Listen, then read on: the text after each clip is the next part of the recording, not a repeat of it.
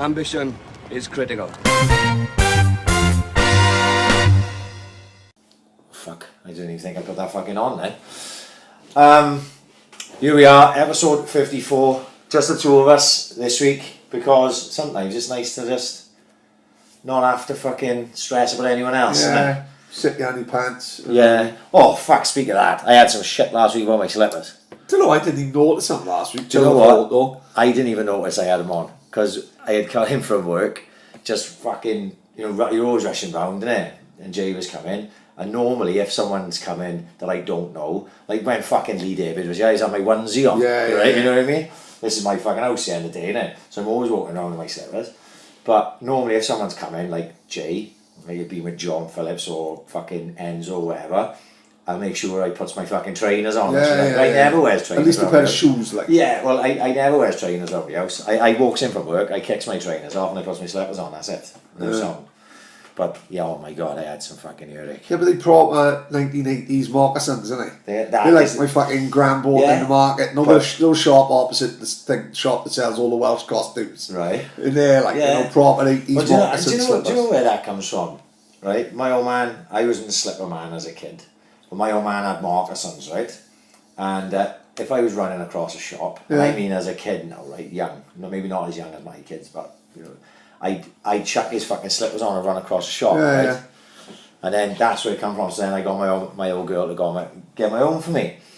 So it turns out, like Tina didn't know about any of the shit I had with the fucking slippers, right? Right. So I comes in from work yesterday, and she says, "Oh, like these are the kids' Christmas presents." Like, you know what I mean? Like, oh, you know, she's gone fucking up. The kids were where the fuck were the kids at that point? Well, they'd gone to bed anyway, whatever the fuck it was. She's bought Niall his own moccasins. No, I swear to fuck. So I said, family gene. Right. I said to him, why have you bought him then? She goes, oh, he asked for them. He asked, can he have slippers like Daddy? No, it's in the genes.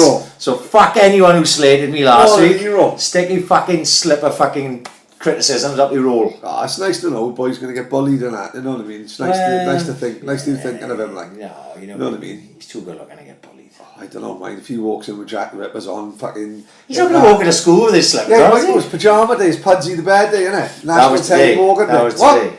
Today, it's Friday. Well, because they've got they go in to see the whole school is going to see some David Walliams fucking thing in the Grand on Friday. So that's like Grandpa, like Gangster Granny. Gangster Granny. Yeah, well, Niall's actually reading that book now. Right. Yeah. So, but this isn't the Gangster Granny one; it's another one. I don't know. So the whole school's going there to see that play. You know, say Panda. It's not Panda, is it? It's the play, you know what I mean? Oh, big fan of that. On Friday. I went to see Blood Brothers in London when I was about 14. Fucking hell, changed my life. Fuck me. Oh yeah, fucking hell. Maybe I was taking drama then. Only thing I passed in school was drama. Really? I fucked up. There's a part in Blood Brothers where the teacher said, "Oh look, he's up to mischief at the start. Just pretend doing mischief."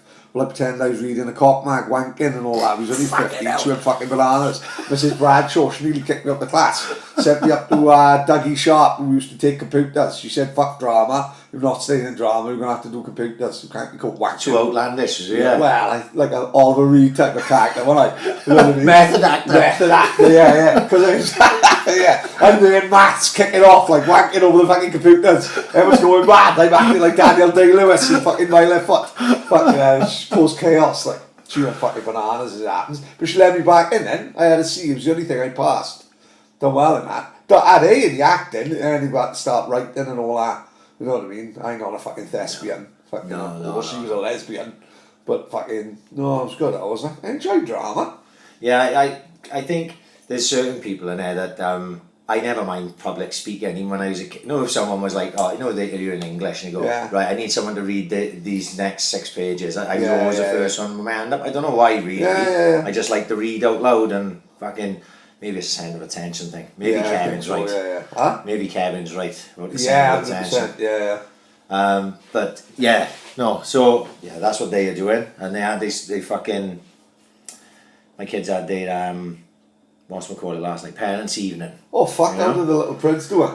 I reckon they'd be flying, mate. They're good kids. Yeah, I got all my hands up. Brilliant. Yeah, so it's mad, isn't it? You go there, like I'm fucking nearly in tears in the fucking classroom. Teachers go like Niall is good as gold, right? Cian got a bit of devilment in him, like. Right. Cian's more like me in personality wise than Niall is, I think. Right. He's got a bit of a twinkle in his eye, like Jack the lad. Yeah. But apparently in school he's like Just William, best behaviour, like it? yeah. Just when they come home, they're a pair of fucking idiots.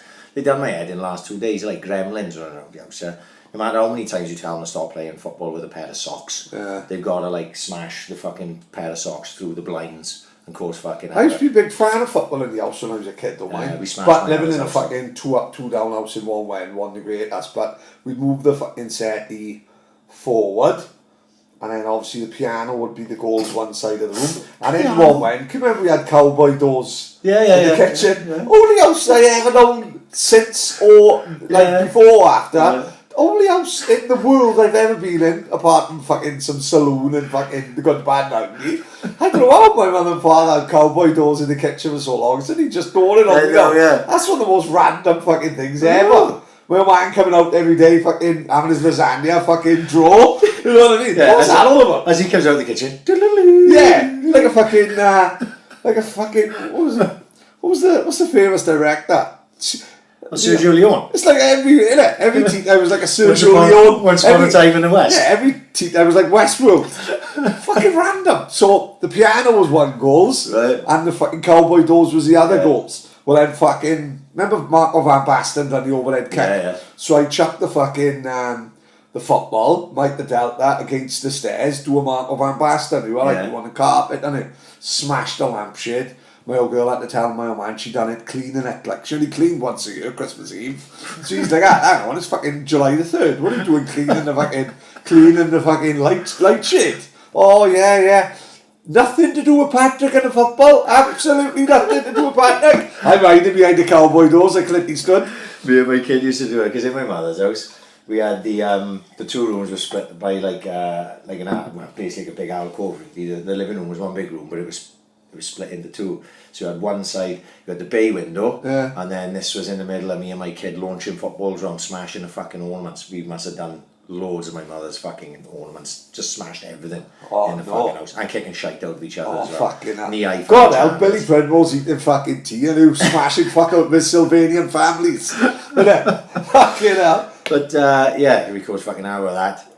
Beaujolais Day tomorrow. Big day. I hope all the haters just chill the fuck out. Listen, exactly. I think I said it last year. I haven't done Beaujolais Day for a few years. Beaujolais Day was one of my worst nightmares. One of the first ones I went out on.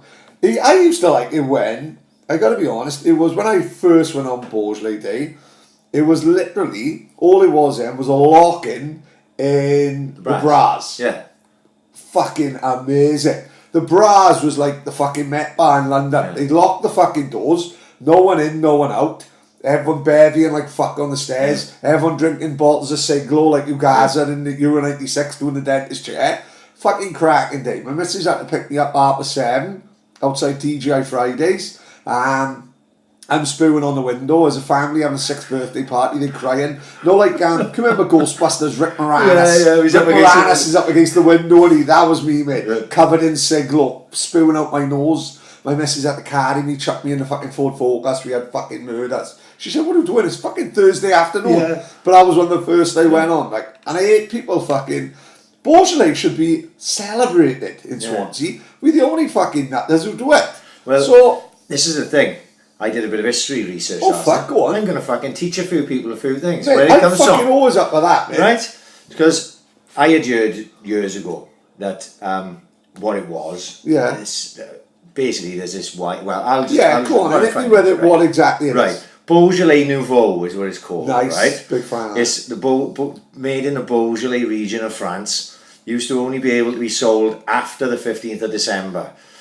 Then some fucking these wine cunts in France decided that they'd market it, and they decided that they'd release this Beaujolais on the 3rd Thursday of November, right? Actually, that's wrong, because this is the fucking 2nd Thursday. So Swansea's ahead of the fucking curve. Right, I love it. But what they used to do was they used to race, these winemakers used to race from their fucking, what would it be called? Would it be orchards? No, it'd be, What do you call it? When they step on the grapes? Like Stu yeah, Francis whatever the fuck, yeah.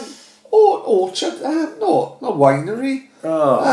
Whatever the fuck, wherever they make the wine. And they used to Vineyard, right? Yeah. They used to race it to fucking Paris, where everyone would start getting on this wine. It was big marketing. What's this? 17th century. This is in 97. This is Count of Monte Cristo times. This is in like the 50s and stuff. Right? Oh, is it really? Yeah.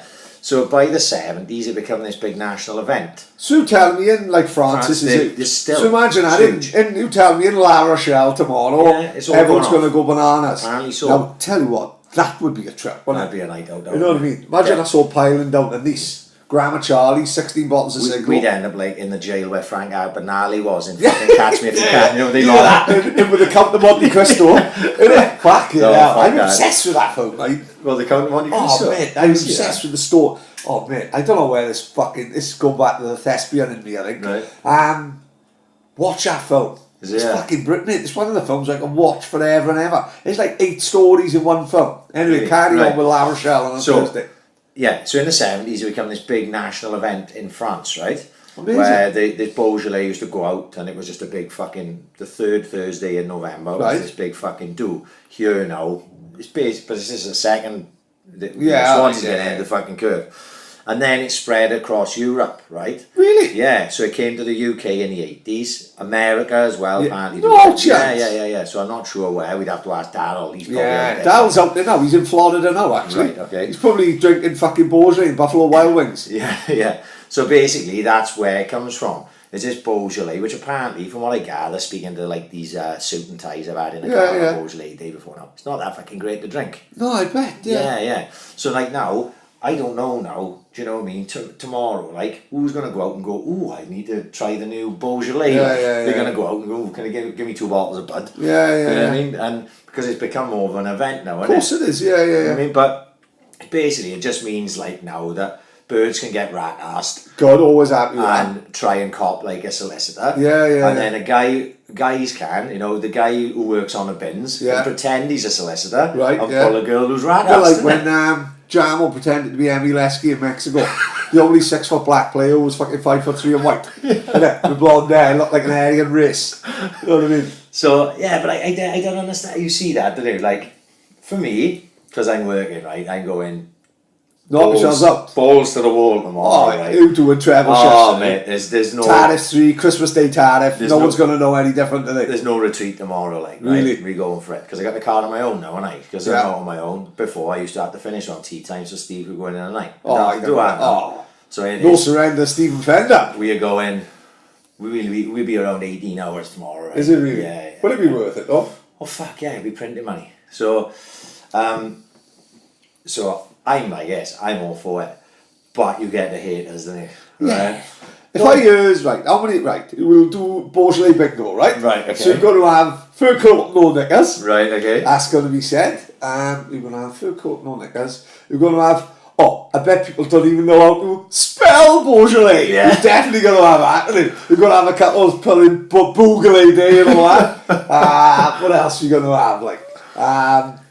It's full of people pretending to be posh as fuck, you know what I mean? Yeah. But like I said, when I first went, it was genuinely, I admit, I'm there in a fucking CP jumper. I don't know what to fucking wear. I only own one suit. I was purple. I looked like fucking Prince when we went for someone's wedding to me, you know what I mean? Fat as fuck in a suit. I was wearing a CP company jumper. I stood out the fucking mile. I looked like a scruffy cunt. Everyone said I looked like Brian Harvey from E17, right? In the Stay Another Day video, right? And it was genuinely full of solicitors all in the brass. But, if something's going to grow, naturally, let it fucking grow. Now we've got Greg Picken playing Funky House. You know what I mean? The first time I knew about it, it's 15 years, right? It's 15 years since I started on taxis, right? Was it all, it was going then. Right, so this is it, right? At that time, I was working a Thursday night, Friday night, Saturday night. Right. Thursday nights were pretty good.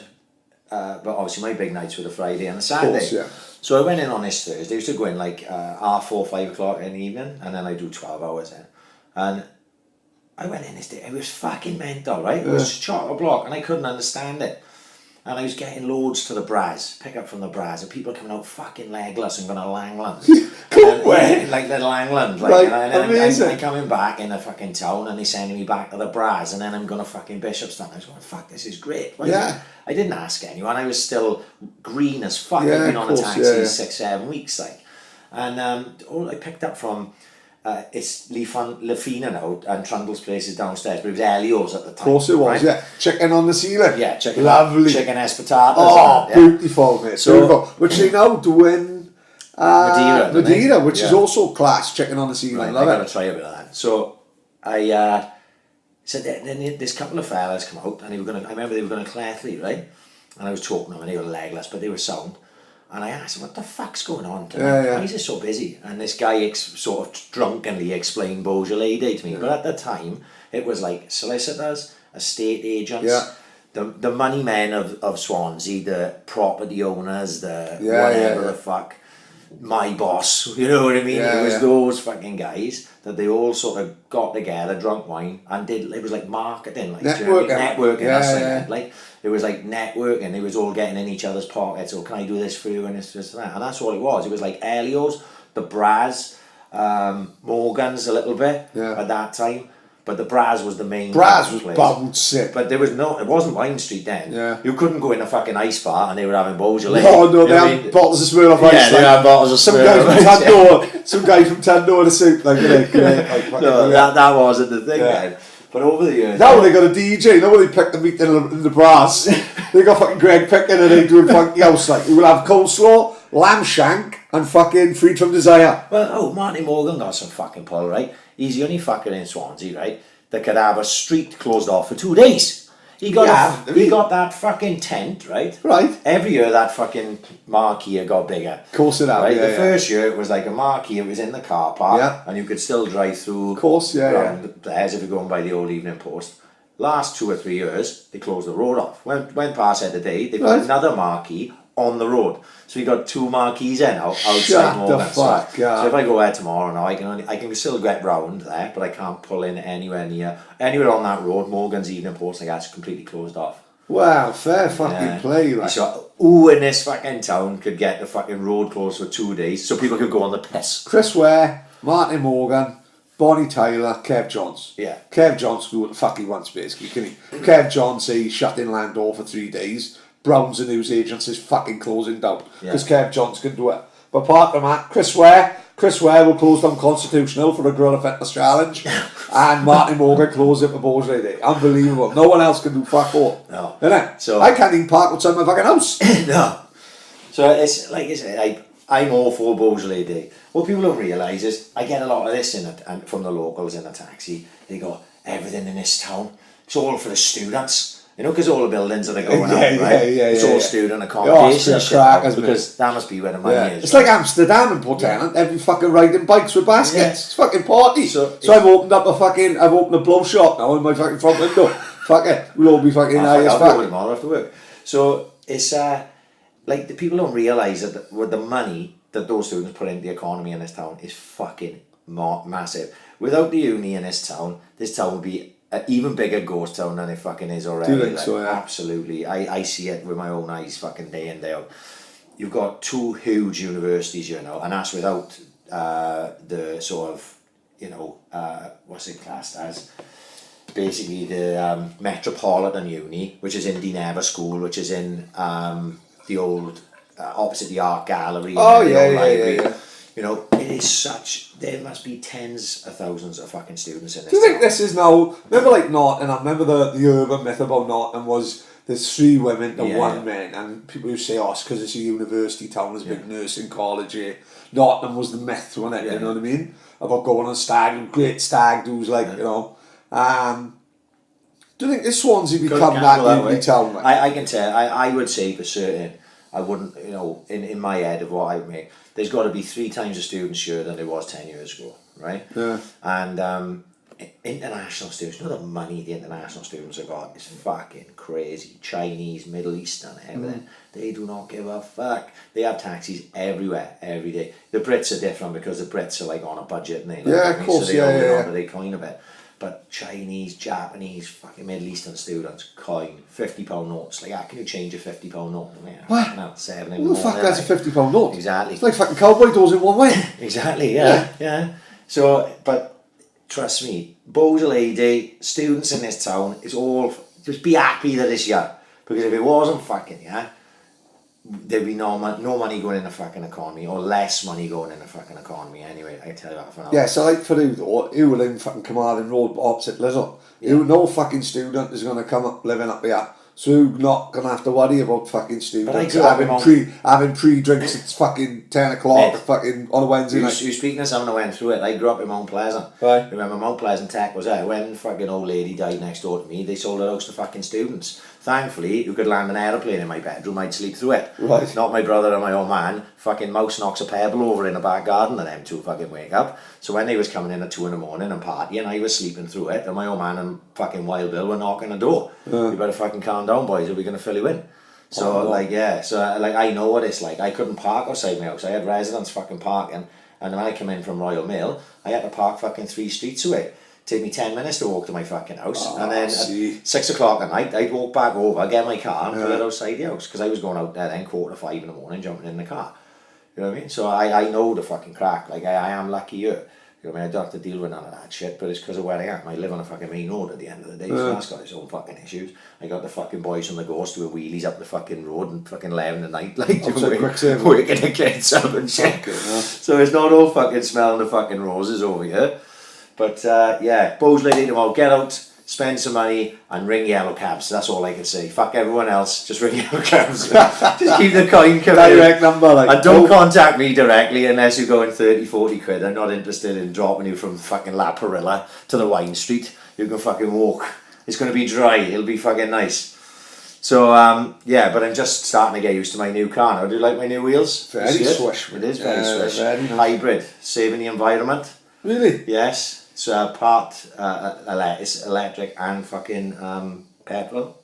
So there's a style of driving, like, to try and get it on the electric as much as fucking possible. But sometimes you're driving down the street and the petrol engine kicks in, and I was me like a prick screaming at the petrol engine like it knows where I'm. Fucking go back to the electric, you can't. How does that work? What do you mix and match? Like Herbie goes bananas, he'll start driving for him. Yeah. Have you seen that? Do you know Scott Ewell? Plays for the Monsters, most handsome fucking electrician in Swansea. Only man I know with a fucking mullet. Right. You got this new Merc, it fucking parks itself. I've seen that. What's that all about? Yeah. You know what I mean? Fucking hell. Can't usually talk about Scott Ewell because he put a message on Twitter. I know the one where I pissed myself. I still pissing myself this day. Have you seen the Planet of the Apes gif where James Franco leans in? No, the gorilla, the ape leans into James Franco. Right. And it says something like, I can't remember what the fucking... What it actually said. But Scott Ewell put on Twitter to one of the boys this fucking thing. So it's like a 10-second scene, and the gorilla fucking moves into James Franco and goes completely silent, and all you can hear is Scott Ewell's voiceover saying, "Saints are fucking shite." Fucking brilliant, they fucking piss myself. Every time I see him, I can't help saying, "Saints are fucking shite."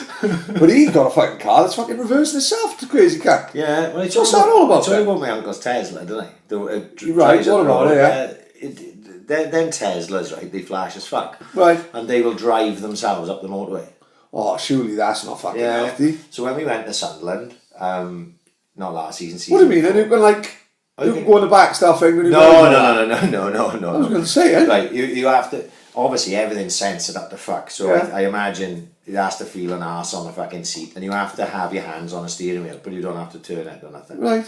So like the dashboard on that thing, it's like a spaceship, right? So we went to. Would you forget to charge it though? I forget to charge my phone in the mornings, man. Who gets out? Who fucking my uncle go got to a work? charging point outside his house. Oh, is it? Yeah, and like what he did that day, right, was because if you remember, they give us free tickets to go to Sunderland. Yeah. We just had to apply to get them. So it was 4 of us, right? Me, Stoneman, my uncle, and my uncle's mate. And if you got a Tesla, right, you get a Tesla app. So my uncle would plot in like Swansea to Sunderland, right? And it'll Tesla charging points will charge like fucking 10 times quicker than the usual charging points. So it will plot the route out for you.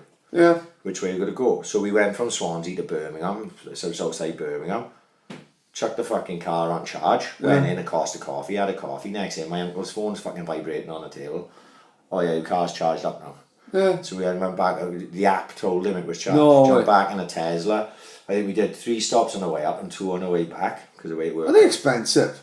Oh fuck yeah, they're about fucking, I don't know what one he got. I was actually told about something. What made him get a Tesla? Oh, he's a flash cunt. Really? Basically, he likes gadgets. Yeah, and I shit, see. You know Yeah, what I well, mean? don't get a bigger gadget than No, that. so he had before that he had there's a BMW electric car, the I fucking something, Yeah. fully electric, and he had that, and they traded that in, and he got his Tesla, like I think they're about 75 grand. Fucking hell. Yeah, seriously, but they're amazing fucking car. But anyway, we driving back from fucking Sunderland, right? And it's getting dark. He goes, "Oh, I'll put the auto drive on now, is it?" I was like, "Do we fucking have to, like?" Yeah. And yeah, come on, I'll show you. So I was sitting in the front of them, and I remember Like iRobot, like well, Will Smith. Yeah, but I remember this stat, right? I heard fucking somewhere, fuck the stats and all that, but this one I was paying attention to because it involved me. Where in a car crash, the passenger is the most likely guy to die. The guy in a passenger seat, right? Oh, fuck that. Yeah, that was me, and I'm going, fuck this. Len, fucking, no, I'm not having this shit. He goes, no, trust me. So puts it on. We drives up in the inside lane now. Car coming up, say 100 yards in front of us. I'm looking at the screen. The Tesla have seen this car, shows it on the screen, the 3 lanes, sees this car, it indicates out, pulls out, goes round his car, that's not for me. pulls back in. No. So what the fuck? Yeah, and I'm like, going, fuck, right, turn that shit off now. Do you know what I mean? And he's like, and he drove for fucking ages. Like, I was going outside cars, outside the 3rd fucking lane, speeding up and going past cars and shit. And he was just holding the steering wheel. One touching the pedals of fuck all. Oh, fuck that. He's in the fucking, he's driving, reading fucking Eat magazine. Fuck that. That doesn't sound safe. No. And we came back, he turned it off. When we got down in a Monmouth, right, the weather was fucking atrocious. And we done a lot of driving that day, right? I left you at fucking 4:45 in the morning. And I got back in the house at 1:30 the next morning, right? There was a lot of fucking travelling, plus with the stops, with the fucking charging the car and all that. And we were coming down Monmouth, and there was a fucking huge crash. Like a proper, we just saw these red lights. We could hardly see fuck all because the way the windscreen wipers were going and like the rain. And then there was like these lights, you know, the red lights up ahead, like everyone's slowing. We're like, fuck, slow down. I was waiting for some cunt to crash in the back of us or something. Everyone slowed down. Couldn't see what had caused it. And then we got up on this fucking cash guy, like my missus had got. Fuck, mate, it was in pieces. I was on this roof, right? In the middle lane, like at an angle. And I, fuck me, whoever's in there got her died. But my uncle jumped out the car. He was fucking hammering down. There was people around, went to see, and apparently not. The 2 people that were in the car were sat in the centre reservation. They were alright. One of the scariest fucking things I've ever been in. Until he was first born, say about 2 or 3, every year we go to Butlins, like mine there, you know, fucking great with the kids, and like perfect, like. And it's when you have kids, you don't really go on the motorways much, do you, really? I never had the need to drive far, but when you have kids, then you've got to do the driving, like fucking beef rolls by Port Albert. Yeah. Within 2 minutes done until you fucking kick in, and you fucking driving 4 hours, no one gives a fuck about it, do they? Yeah, exactly. But then, Robert, at that time, it's the first time you sort of learning to more, even though you like in your mid-20s, that's when you learning to drive long distances, isn't it? It's your job to fucking get everyone there safe. Like, I'll never get, I was driving a lot, driving on the M4, M5, whatever, and then right behind me, in my wing mirror, so I'm the car behind me, I've gone to turn right into the fast lane, and someone's come shooting up. Yeah. And the van, their car then, I've spun to avoid getting hit by that, and driven underneath a lorry, right? So the car behind me now has just gone underneath a lorry, like, and it spooked me out to this day, because if I'm 2 cars behind, if I'm 20 cars behind, I'm getting caught in this, like, massive tailback, right? If I'm 2 cars behind, I could even be involved in it. Yeah. But as it was, I'm just carrying on as if nothing had happened. Yeah. And it spooked me out a bit, because it was like doors gone, sliding doors, 20 cars, I'm in traffic jam for 3 hours, 2 cars, what the fuck happens to me? But as it was just, and I'm like at my missus, fucking hell. And she's like, what? I said, oh, car just went there and then went underneath there. Didn't even know. And she was like, oh, tidy. Where's Burger King? Yeah, didn't understand the severity of it all. Mate, how close it could have been. I find, like, obviously I do more driving than your average man with my job, but a lot of my driving is shit driving, it's town. That's why this car, this hybrid, is saving me fucking money all over the place, because when I'm driving around town, I'm just using the electric, you know, because there's shit between lights and just literally just driving it. But when I get on a motorway then, and I do, I do quite a bit of motorway stuff, it's fucking stressful. It tires me out more than any town driving. Constantly thinking. Yeah, I agree. You've got to be on the fucking ball. Like I said the other day when I was coming back from Exeter with the fighters, with Sofian and that fucking car came in and I nearly went in the back of the fucking lorry, like. And I was like, you're up like that then, you're like fucking adrenaline's going and everything, but it's fucking hard. I hate motorway driving, I'm not a fucking fan. I agree. And I've done some big ones as well, like I've had to do some big ones. I did fucking one day, I worked a full shift. I was going to do one more job on a Thursday. I'd had a hell of a day and it was really busy, and I went to the marina and this guy came out of the Meridian Tower, Chinese student, money man, right? Come out to the fucking tower and he said, it's a train station. So I thought, this is great, I'll take him up at train station. Shoot off all. And that'll be it for me, just up Carmarthen Road, got a garage, whatever. Fucking, as I'm going round out to the marina, past Marriott, he goes to me, how much would you charge to take me to Leicester, right? So straight away, fucking taxi driver mentality, you going through figures in your head quickly, like I'm going, right, Leicester's Midlands, so say Birmingham's 2.5, say Leicester's 3, right, 6 hours round trip, maybe 7, I'm trying to work out quickly the finances in my head, and he goes, I came down in a taxi, he charged me 180 quid, now that was bare bones 180 was, right, and I'm trying to work out in my head, I don't have to pay for the bridge. This car will probably do around 30. Why don't you have to pay for the bridge? Because when you're coming from Birmingham, I can come down the M50, I think. Oh, right, there you go. I don't have to go down the M5, right, so onto the M4, onto the bridge. I can come down into Wales from the north, right? So I was like, don't have to pay for the bridge. And I thought, I can do that. You know, it's going to be a long old day. I left my house at like 5:30 in the morning, right? And that was at like 4:30 in the afternoon. I was already on the road 11 hours. And then I took him to Leicester in rush hour, right? And that was no fucking joke. Right?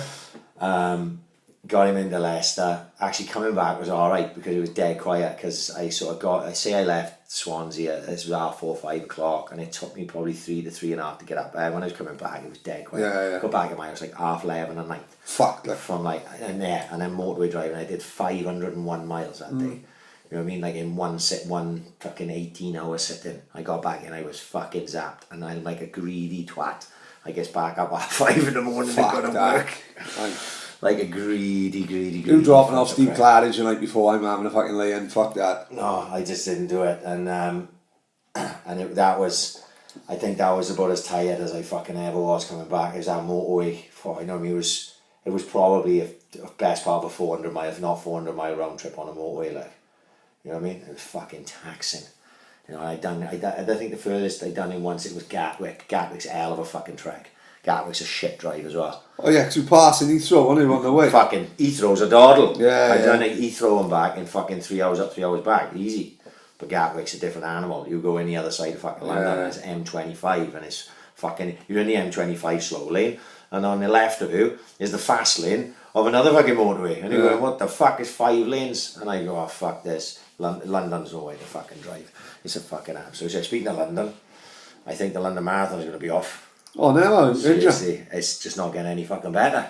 I don't even know what the fuck to do now, because I thought by this point they would be easing off. And I thought, oh, right. So I went to the gym last week, right? I've been in the gym for a while. I thought, I'll try and do a little bit of something. Some crackpots in that gym, mind. Which one? Exercise for Less. Oh yeah, I bet. It's fucking 12 pence a month, isn't it? Yeah, there's some absolute crackpots in it. So I goes on a fucking, so I has a little warm up on a cross train, and goes down, I think so I let the heavy bag, there's this fella down there, got to be pushing 60, right? Yeah. Obviously boxed in his time, right? Yeah. And I think he still thinks he's boxing. Right. Because I can hear someone talking as I'm coming up towards the bags. He's hitting the heavy bag, he's talking himself through it. Nice, yeah. Seriously. No, in between rounds. Yeah. He was walking round, G'ing himself up. Nice, okay. Honest to God, I couldn't concentrate. Crackers, yeah, Oh, yeah. he was completely crackers. Completely Like me crackers. in the 80s when I watched Rocky 3, ended up walking around one way with a crop top. You know, like cutting a new t-shirt, running up and down Peter's Terrace, like. He was giving himself the full Mickey treatment, like, you know what I no. mean? Yeah, he was fucking, and he was going for it. He was proper fighting the bag, like calling it on and everything. I was like, fucking hell, pals, can I just come down here and hit the fucking hay back? But I tried to run, and I couldn't do half a kilometre. I had to fucking jib out. no. Yeah, seriously.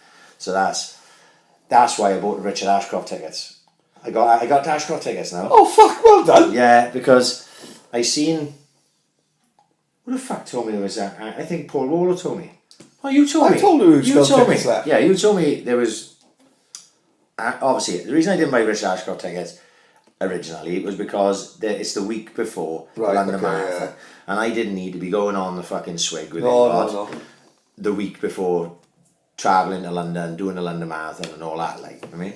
And then when I realised I'm fucked and there's very, very good chance I'm not going to be able to do it, I was like, fuck it, get Ashcroft tickets. If I am fit, then we'll just wing it. I'll be fine.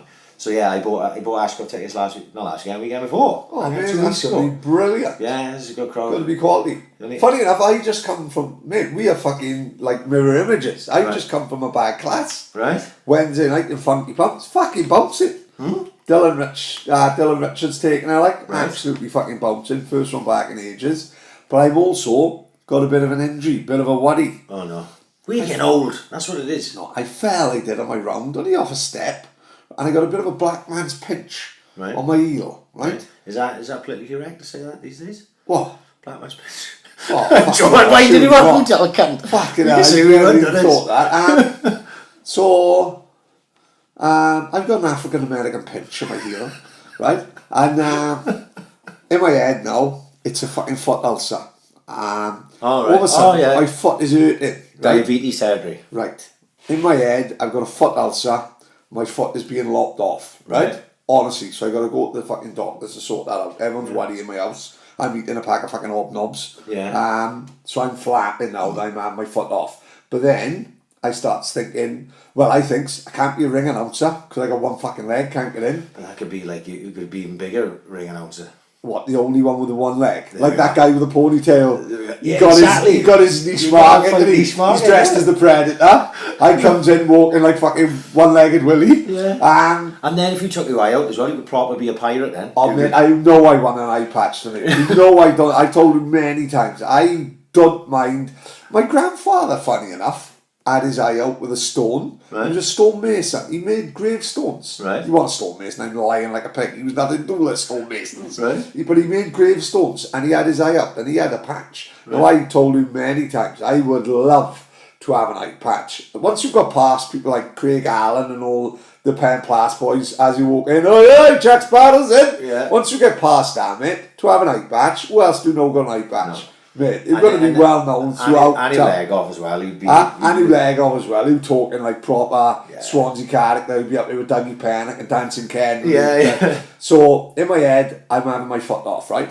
But then I start positive thinking, and then I think, well, if I has my foot off, I can't even go boxing training crying. But then I think, no, I'll be one of them I'll be one of them wheelchair basketball players. No, like the one who's on BBC all the time on the one show. Yeah. I'll be on the one show doing all the wheelies and that. I'll be like I'll have no massive upper body strength. Yeah. I'll be like Tammy Gray Thompson. Right. I'll be the only person in London Marathon to get positive drug test from the owl. Nothing to do with that. I'll be kicked out the London. I'll be doing the London Marathon instead of I'll be kicked out for testing positive for drugs. Like fucking chaos. I'll be on fucking BBC Wales and everything. Oh, fucking hell. But I had considered trying to get back to boxing and doing bag class and that, because I always loved the bag class. Brilliant. That was great fun, wasn't it? Yeah. I always enjoyed it. But I can't even squat the fuck all on his leg. Yeah, but, mate, it's pitch black. This is what I love, right? Fucking hell. I haven't got time to go to fucking bag class, right? But my daughter's fucking at the age where they got to do something fucking hell. Yeah. Kids these days, they fucking all day on their computers, and my daughter genuinely loves going to Funky Pump.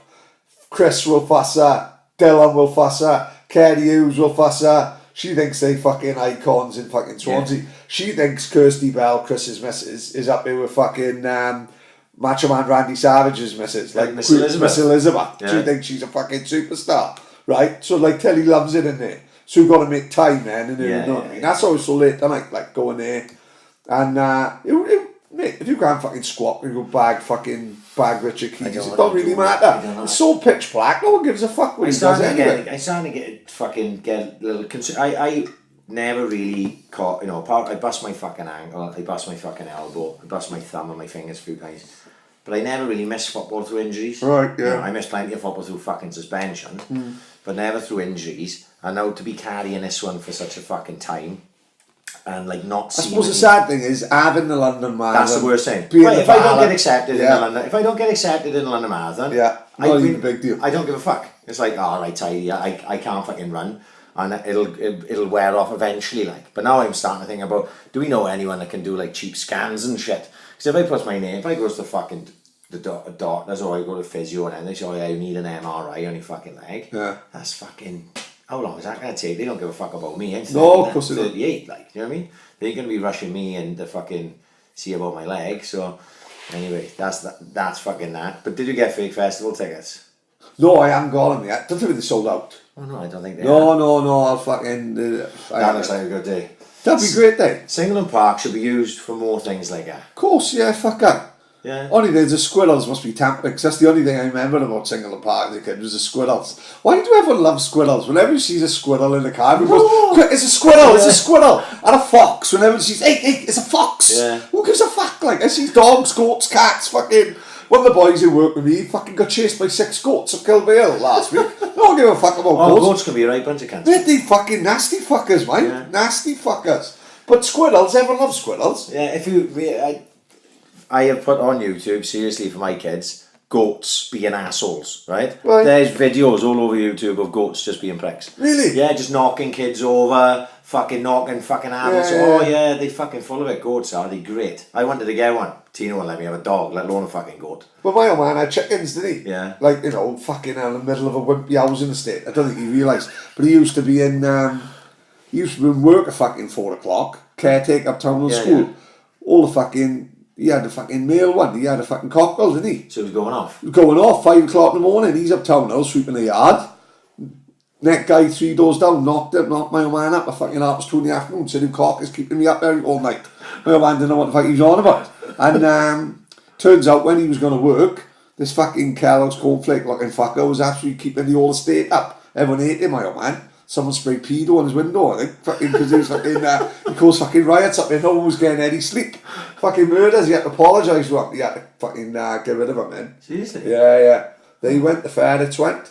One of the ferrets got out 3 doors, where Marker lives right behind my old man. Yeah. There's an old couple lives between my old man and Paul McCannell. See, Paul McCannell's fathers. Well, one of the ferrets got in this fucking guy's garden, nearly jumped in the fucking kitchen window.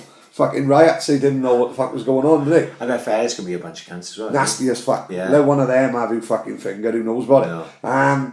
When I was about 6, my man told me he was moving them round and he had one. He said, don't worry, they don't bite. Had me by the finger. Right? Had me by the finger for about 3 minutes. Dad, it's biting. They don't bite, boy, they don't bite. It's fucking... I got it hanging off my finger. Now you know it. It's hanging open to your life. Got to the bone and everything. I got 3 stitches. They don't bite, boy. It's biting, Dad. It's biting. I tell you what had me when I was a kid, right? My auntie used to work in garden centre, right? Oh, right. And they had a parrot there, and every now and again she'd bring the parrot back, and this fucking parrot took my fingernail off when I was a kid. Yeah, like 7 or 8. No, nasty with the claws. Well, no, this is really. I started going, got like here. Yeah, fucking dirty cunt. Had my fucking finger off. So I always had a thing for parrots after that. Fuck parrots. Oh, fuck parrots. Colourful cunts. But yeah, that fake festival looks fucking quality. Like, because that fake... So who's in there, like Pete Lowe, people like that? I'll tell you. Spark Dick Monkeys? No, I don't know what they're fake... Oasis? But basically that type of thing. Yeah. Actually, I looked at the other ones, right? Now, don't get me wrong. This is a lineup for the fucking Swansea one, right? Okay. I think it starts with the Jam. Oh, happy days. Right? The Ham. Then it's Duran. Durum. Then I think it's Guns N' Roses, Kasabian, Bon Jovi, Killers, right? Bonjela, then the fellas. Right, Kasabian be quiet. Amazing, but yeah. They'll all be good anyway, right? I'm fucking sure of it, right? You just got to put, obviously it's fucking fake festival. Just take it for what it is, right? It'll be a laugh. But when I looked at the other ones, because there's a fake festivals, they do them all over the country, right? Louis told me about it about a year ago, right? When we mentioned going, right? Because some of them they do like weekend things. And the other ones have got Oasis, Stone Roses, fucking. What the fuck's going on with my fridge? What the fuck? Is that your phone, is it? That might be my phone, I think. Yeah, right. Fucking Stone Roses, Oasis, Queen. No, I've seen Queen twice, the Queen cover. They are the best band in the fucking country. No way. I don't give a fuck. Never. I think you're in this one. No, that's what I mean. Fuck. They're in about I've seen 5. the film. The film's supposed to be great, man. I haven't seen it yet. Bohemian Rhapsody. Right. That guy who's in Mr. Robot, he's supposed to be fantastic, isn't it? Yeah, I haven't seen it. It looks good. Louis has seen it. I will fucking Louis a big Queen fan. Louis a big music fan. He's a random fucker. He's seen the Killers more time than Brandon Flowers' mother, hasn't he? Massive. So me and him have seen Queen cover band twice together, and fucking brilliant. So that day, when we were in Dubtoberfest in July, that last day was just a full fake festival. Right, there you go. It was Red Hot. What, they are like a brand, fake festival? Yeah, so the Sunday there, it was Red Hot Chili Peppers. Red Hot Chili Peppers, yeah. Brilliant they were. Yeah. I didn't realise I liked the Red Hot Chili Peppers. Yeah, they're fucking great. Yeah, I didn't until I saw the cover band and I knew every word. Mate, right? when I first got with my missus, what would that be, 2003, Chili Peppers brought out an album. It was the best album of the fucking year. You think of that particular time, like, I remember me and my missus with watching... Danny California on and all that. Amazing. Yeah. The Brits were on, and me and my missus were like texting and all that, you know what I mean? I no photos of my cock and all that, they weren't camera phones around then, but it was proper texting about music, both into music, and that Chili Peppers album, outstanding. Yeah. Amazing. So, I didn't even realise I liked the Chili Peppers, but I'm sitting there singing like fuck knows all the words, and I'm what the fuck? It's just because it's been subconsciously driven into my brain on the radio over the years. It was the Chili Peppers, it was Sting and the Police, who were fucking brilliant, right? Kings of Leon, tribute act, amazing. Didn't even realise I liked them. Kings of Leon Thomas, right? Madonna, right? Brilliant, mate. Lucky Star, one of the greatest songs ever fucking written. So Get Into the Groove, mate. Get Into the Groove always had a soft spot for me when I ended up fingering Becca Lewis upstairs in Ritzy's 80s night. Oh my god, Get Into the Groove. I was fingering her by, they used to sell burger and chips at the corner. God Lord, stuck with me to this day, mate. Get Into the Groove always reminds me of that. So me and Louis sitting there, the girls have gone. When Madonna comes on, we're going to go down, because we were sitting further to the back. Got a fucking picnic, fucking blankets out, the kids are there, all out chairs, everything, right? Taking over this fucking big marquee, it was like a huge tent. And they goes, we want to go down there and we'll have a dance where Madonna was on. Me and Louis straight away, eyes lit up. Yeah, no problems, you go down, girls. Yeah. Straight away. Thinking you're not going to be in, Queen are on last, aren't they? Oh, fuck, so Galileo. When they go down for Madonna, we'll be down there for Queen. Happy days. Madonna was amazing. Started with the more modern stuff, and we were like, literally going, I guess, when's Get in the Groove, come on. Get in the groove on, for fuck's sake. Holiday, all that. Me and Louis, I'm singing like fuck. You know what?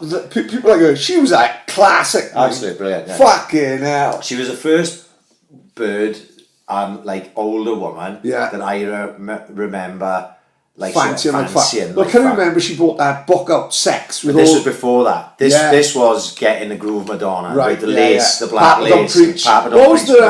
What was the song? I think her father's filling her in it in the video. I nearly cried on Thursday night. It could be that, mate. Yeah, fuck yeah. Yeah, she's probably a little bit heavy on the slide, but you don't realise it when you're a kid, do you? Well, who said, mate? You're crying. It was like Spanish fucking, I don't know, some Spanish fathers raping her. What was that? La Bonita or some shit. Yeah, fucking hell, I remember it. I was only about 6. Yeah. I shouldn't be watching fathers raping fucking Madonna at 6 years old. No, but Madonna was class, and then obviously, I think there was someone else on as well, but it ended up with Queen, and me and Louis, in the middle of the fucking... No way. By the end of the night, this is fucking packed down the front. Yeah. And me and Louis push it. Obviously, he just does what he wants. R1 and he Yeah. R1 on FIFA. Right. He hits everyone with elbows, knees, Clap. limbs, cock in a pint glass. You're fucking menace. I just following him. Yeah. It's like on Die Hard with a Vengeance. You know when they need to get from one side of Central Park to the Oh, other? yeah. And he calls the fucking ambulance and he says, man down, man down. Yeah. And the ambulance clears the path for him. That's me following Louis. 7 wives to 7 lives. I took a trip to St. Ives. Great film. Brilliant film. My favourite Die Hard, that might be. Yeah, the start of it, in the summer, in the city, then there's a massive explosion. Brilliant film. Hot times, summer in the city. That's what it is, that's right. Great start to the film. By the way, I watched that Patriots Day. What a fucking film that is! What a film that is, mate. Great film. Oh my fuck. How the fuck do we not know that story? I know. I sort of, obviously you know about the Boston bombing. They shut the fucking city down like Martin Morgan does to my Morgans. It's mental. You cannot understand it, can you? They shut the fucking city down. Except for Batman. For 2 little Pakistani guys. What's the fucking drill? Unbelievable. And it's like that film, you just go, fucking hell, did this really happen? Like, this has got to be fake. And then unbelievable. It's not. That right, and they dramatise large parts of that, I'm sure of it. I was like Mark Wahlberg with my bad leg. Brilliant. Absolutely brilliant film. Brilliant film. I tell you what's good as well. Deepwater Horizon. Have you seen that? Oh. That's the oil rig one. I enjoyed it. Yeah, that's another crazy stuff. Yeah. Mate, it's fucking hell. Mark Wahlberg again. I was seeing the California wildfires. Ridiculous. Oh my good lord. Yes. I actually had that written down there. Oh my lord. I saw Joe Rogan shared a video, right? Seen it. Did you see it? Of the woman driving. Yeah. Now, for one, the video is fucking mental. For two, driving under that tunnel. How mental is that woman? What the fuck's she filming for? Do you know why? I think a lot of it is. Have you ever seen what's the film with Cloverfield? Right. Yeah. Have you ever seen Cloverfield? Another good film. Another good film. When they say, "Why are they filming?" and the guy in Cloverfield says, "People gotta know. People need to know how it goes down." Like that woman. Think now. This could be filming her last minutes, right? So, do her family want to fucking wake up the next day saying Jenny's dead? Well, how the fuck did she die? Or we don't really know.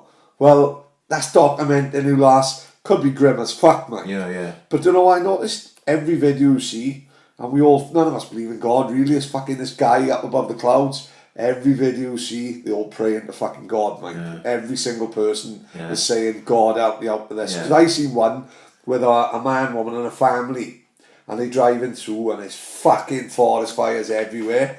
And then all of a sudden they get through this little cloud of smoke and they're on a normal country road. Like, but that woman was bad because like embers flying over a car. Because I tell you, it's another great film, and this is what that reminded me of. Only the Brave. Have you seen it? No. Right. Miles Teller from Whiplash. Right. And War Dogs, which is another good film. Yeah. Who else is in it? Fucking... Oh, fuck. What's with the guy out of the Goonies? Oh, my God.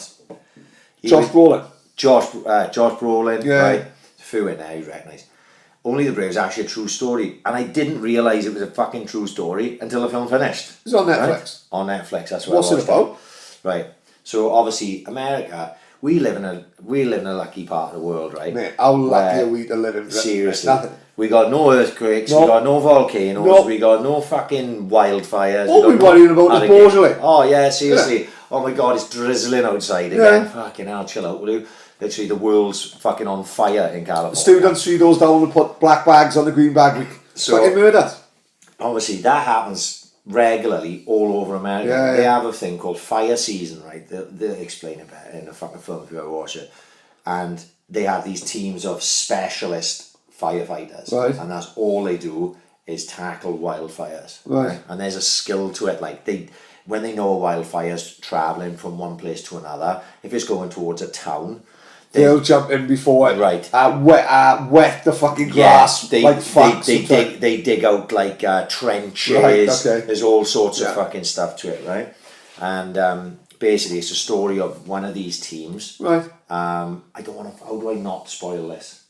Right. Just know it's about one of these teams. Right. And what happens to them over the course of a fucking period in one summer, and it is fucking really good. It really took me by surprise, like fucking really, and like that fucking Patriots Day. I just chucked it on Netflix. I was like, fuck me, that's brilliant. And Only the Brave is the same. And watching those wildfires, like that's what that film's like. They're literally in it, and it's fucking heavy, and it's like heading to towns and they cutting it off at the fucking pass and stuff.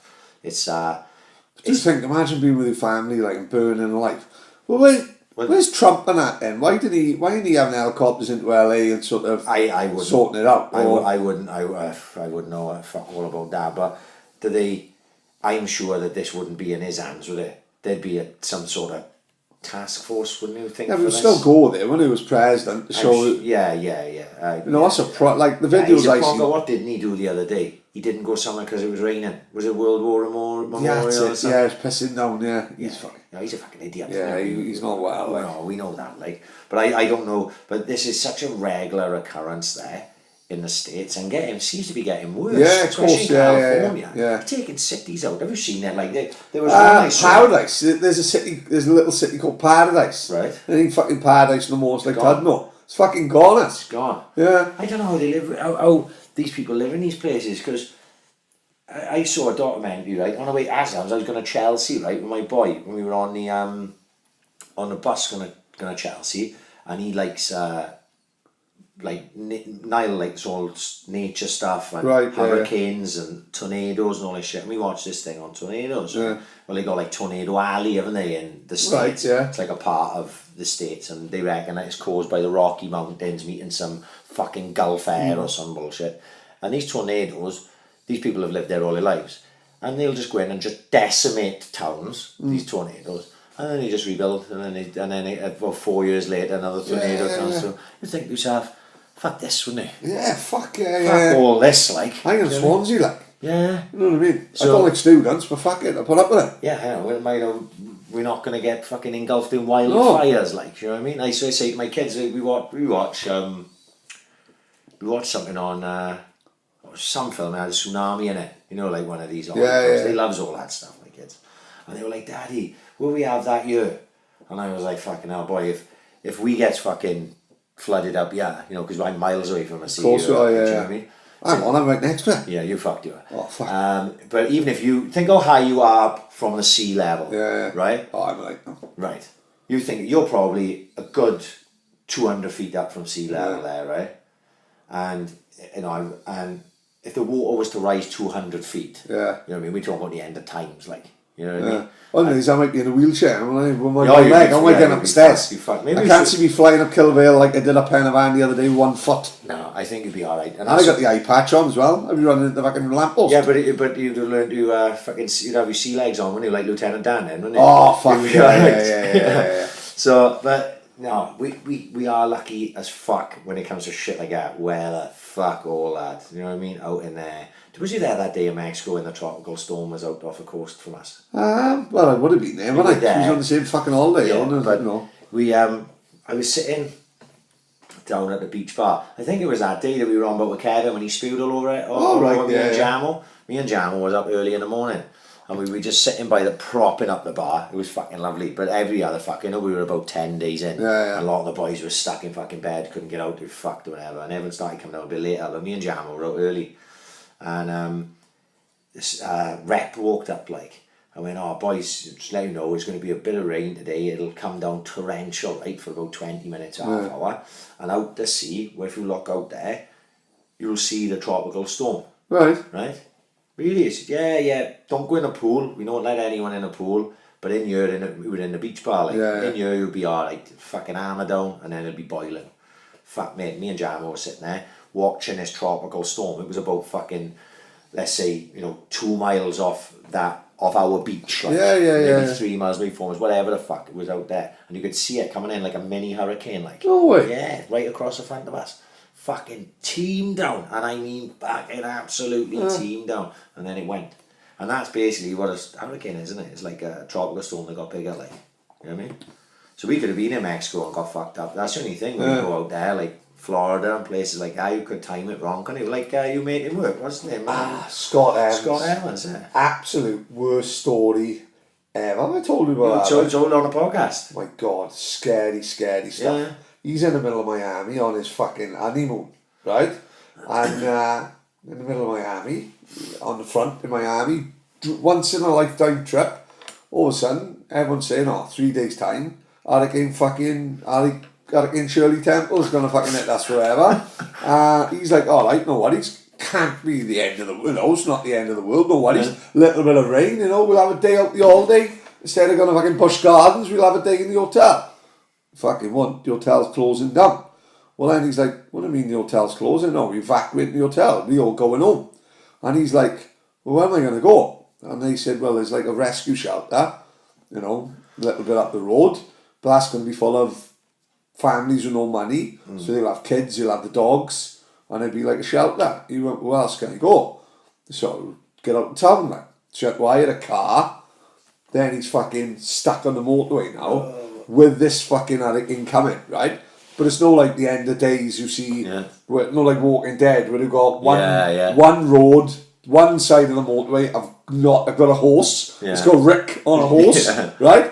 And then this side is bumper to bumper, like Vanilla Ice, bumper to bumper, and the avenue's flat, right? So he's stuck in this. So then he's saying to his mother, I need a flight out. She phones him up. I got him a flight from Miami to Washington. He's stuck in this traffic. Right, okay. So he turns left towards the airport. Goes out towards the airport. His mother phones him. The flight's sold out. I am booked it. You got to go all the way back round. You got to go back to the end of the queue. He ended up getting a flight to Washington, but no fucking nightmare. Imagine that being there with your family, kids. No. Oh my God, scary. In a country where I'm fucking hopeless, mate, right? I'm fucking hopeless. Put me in the airport and all that, I goes to fucking pieces. Now, if I'm in a hotel in Miami and they say to me, we evacuating the hotel, I'm like, no, I'm staying here in the hotel. I'll lock me in the toilets. Doors, It was like in 94 when we had hurricane over here. Endorf Jones, a Welsh teacher, sellotaped his windows in C block in Bishop Owen. Fucking hell, mate, I ain't leaving. To me, see, I'd like to just go in the toilet at my hotel. Just find the middle part of the building and just say surely that would be, you know what I mean, that's what, when the guy said, no, we shut the hotel, I'm like, fucking hell, surely it's got to be, like you said, middle of the hotel, bathroom, happy days. Let it go over. Minute. When Dorothy fucking comes running past the window, you know what I mean? Because there's no place like home. I remember, was it New Orleans that had it bad? Yeah, Hurricane Katrina. Hurricane Katrina, right? And people like they went en masse tonight to their football the stadium. Super Bowl, the what was it called? There was a name for it. Not the Hollywood Bowl, but it was there, man. And there was talk of people getting raped and shit like that. Raped, fucking killed, everything. Like it was like a fucking absolute nightmare. Yeah. And I think, no water, no food. Yeah. Oh my fucking good lord! They had to keep the women in amongst big gangs of men That's it. to stop these fucking gangs of blokes coming along and fucking taking them and raping them and killing them and shit. That sounds even worse than a fucking horror being out in the fucking rain. Agree. You know what I mean? Yeah. America's a crazy fucking place, like. Yeah, it is. I need to go there with someone who will look after me because I'm a fucking numpty. Oh, I'm up to Cobley's missus knows the drill. She's driving round, not without sat nav. She don't give a fuck. Fair play to her. One night, me, Cobley and Dal went out on our own, got pissed as fuck, woke up with a tattoo and a fucking golf club in my bed, and hopefully the tattoo, fucking worst tattoo ever, Italian writing, never been to Italy in my entire life, woke up with fucking proud father, precious daughter, Tilly on my arm, hopefully that's what it says. It could say fat cunt ugly daughter, for all I know. I'm too scared to check just in case he's fucking had me. Woke up with a golf club and a tattoo. And when my missus said, Michelle, Cobley's missus, where are we going to go? Oh, we just go back to the house. And Donna went, me and you in the house on our own, with Tilly and the kids. What if someone comes to the house? You'd not, it'd be like, it's a gated community, we'd be fine. Yeah. Donna didn't fucking sleep all night till I come home with a golf club. Honestly, God, fuck that. Oh, fucking hell. I tell you what, I don't know if you listened to it the other day. Do listen to the Ian McCall podcast. Nick Francis actually tagged us in this about Ali Abziz. No, I didn't see it. So, let me give a background on Ali Abziz. when Conor McGregor was going to fight Khabib Nurmagomedov, Yeah, of course, yeah. in one of the press conferences, to get at Khabib, he said something about, and I didn't understand at the time, but I got a better understanding of it now, like, about your terrorist snitch manager. I see that, yeah, Right. yeah. So Conor McGregor was making reference to this guy called Ali Abziz, who's Khabib's manager. Yeah, of course, yeah. And his child maintenance done no one and shit like that. That's it, yeah. He made, like I say, I didn't understand those references. Yeah. But there's this guy called Mike Russell. Right. Who's been investigating, he's an investigative journalist, he's been investigating him for years. Investigating Ali. Right, yeah. Right. He is into some heavy shit. Really, yeah. Mate, yeah, he's into fucking everything. If he's not a terrorist, right, then he's like an absolute scumbag criminal of the fucking highest. Never. Yeah, mate. Somebody get into like the upper echelons of the UFC, like. Well, he basically, he's a chancer. Right. Seems that way. Big fan of that. Right. So it's like, you know, he was just crooked deal after crooked deal. He ended up getting into some sort of management. He was in with World Series of Fighting. Yeah. And blagged his way in. So he was like matchmaking. He was managing fighters, then matchmaking them, sorting out their purses. He had his hand in everything, right? Everything, they sponsorships, fucking all sorts. He was into fucking everything. Apparently he had tickets to get on a plane on 9/11. Right, I see that. Yeah, that's all apparently true. Yeah. They reckon that this Mike Russell reckons that he had terrorists, like known terrorists, this like extremist group, right? Yeah. In New York, and they would go to his house and everything, but then he was ratting them out to the FBI. Fucker. Yeah, so he couldn't even be a terrorist. He was ratting the fucking terrorists out. He's fucking right horrible, horrible cunt, and he manages Khabib Nurmagomedov, and that's what Conor was making reference to. Yeah. But is that podcast any good? It's worth listening to. Yeah, it did go on a little bit. Yeah, and he got a bit monotonous. That Mike Russell, see, you could sense that a lot of people for a lot of time, they didn't believe what he was saying. Right. Yeah. And I think he's a bit bitter about it. Yeah, of so course, he gets a bit bitter at places, and then it just ended up doing. Ian McCall's not very good either. So but him, the story is fascinating, absolutely fascinating. Oh, we got there, like. Yeah, it's more way more. I'd be doing it a complete disservice as fucking usual, but it's worth listening to because you just go like, oh my god, how can this guy be involved in UFC deals? Because he's a fucking criminal, absolute fucking criminal. Seriously, serious fucking criminal. But it was good. Fucking probably about an hour 45. I didn't listen to hour 45. It was about fucking hour 20 minutes. But it was good. And then I you know that Dan Carlin. Hardcore history, like. Right. Yeah. So I hadn't listened to any of those hardcore histories, right? But a bit deep for me, but go on. When they talk about 6 hours and shit, I'm not sure if I can go 6 hours on cinema. Maybe I could, but I don't know. But one came up. I had subscribed to Dan Carlin ages ago and never listened to anything. But one came up and it said Nightmares of the Indianapolis, right? Right. Now, straight away I knew what it was about, right? So you've seen Jaws, haven't you? Yes, it's the true story, isn't it? It's the true story of the HMS, the USS Indianapolis that got torpedoed. That's it. Yeah. On a secret mission, World War II, and the sailors ended up in the water, and they survived for days, and sharks were just picking them off. Yeah. Like, you know what I mean? It was like 600 were in the water, and by the time they were finished, there was fucking 200 or something. Because the sharks just kept fucking eating them. And he's done, it's only an hour long, not even an hour, 50 minutes, right? Short one, and it's called The Nightmares in Indianapolis, where he's talking about what happened. That it's fucking brilliant. Is it really? Yeah, it's really good. Well, like the thing is, you know the basis of the story anyway. Because if you've seen Jaws, when they do that scene, which actually is, I think, arguably the best scene in Jaws, when Quint is telling a story about being on a USS Indianapolis. That's what, as soon as I saw that was the first thing I thought of was that Jaws scene, because I love Jaws. Another thing my kids love, they love all sorts of weird stuff. Great fun. Jaws, I must have watched Jaws 4 times this year. Never? Yeah, they love Jaws. If I say to them, like say Tina's like, oh, what film you pro? Jaws. And they're like, oh, come on, boys, we watched Jaws about fucking 6 weeks ago. Yeah. Oh, Lost Boys then. And oh, fuck. He's just fuck. Oh, they love like, the Lost Boys, yeah. Huh?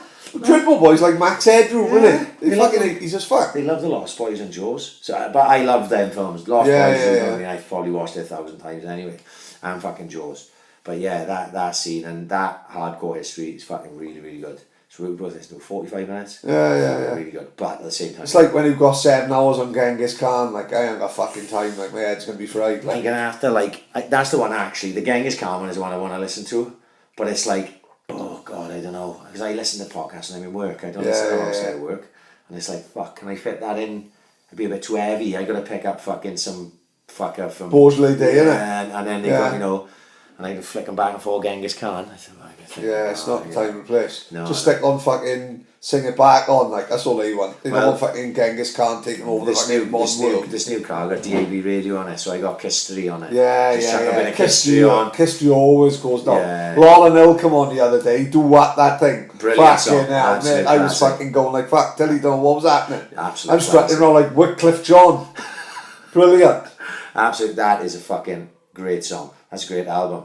Miseducation Laurel Hill, Yeah. mate. She just come in, smashed it, married Bob Marley, son and fucked off into Was it Bob sunset. Marley's son she married? Sure it was, yeah.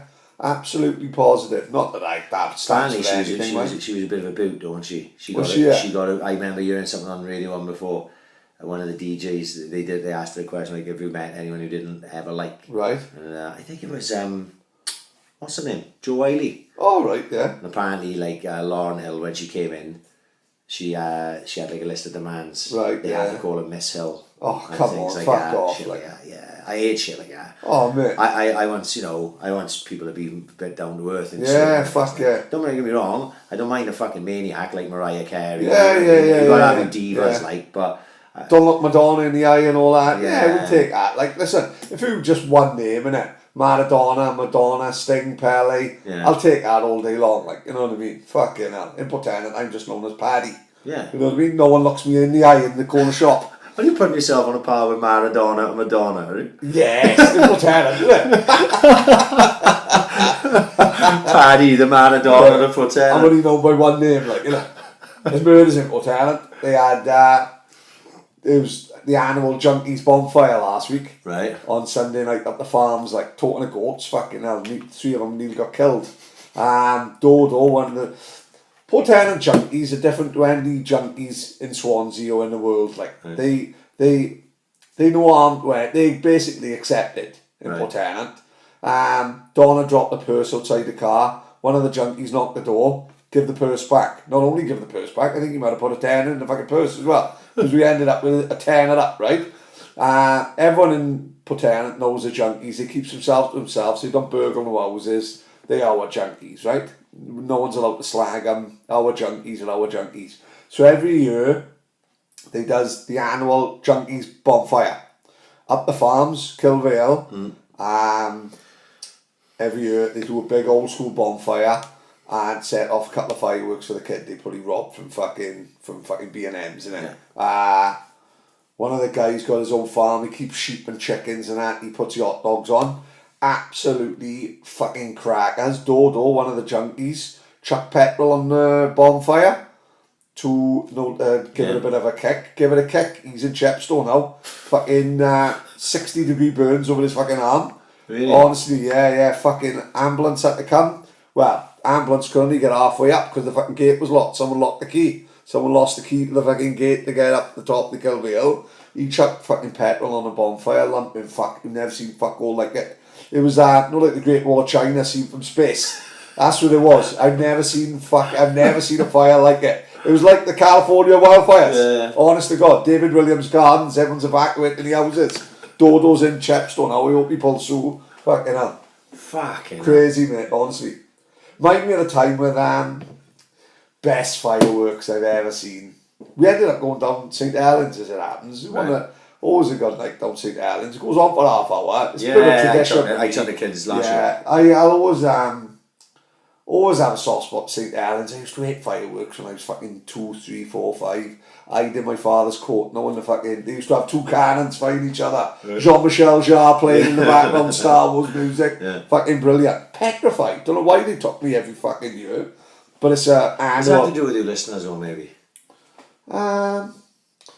No, probably being only child, little fanny camp probably it probably was like. But we always goes down to St. Helens, great. Like, but one year, Colin Green, typical Colin Green, innit? He had fucking fireworks coming out of his ass, and he made a killing, sold about fucking $3,000 worth to all the shoplifters and all that.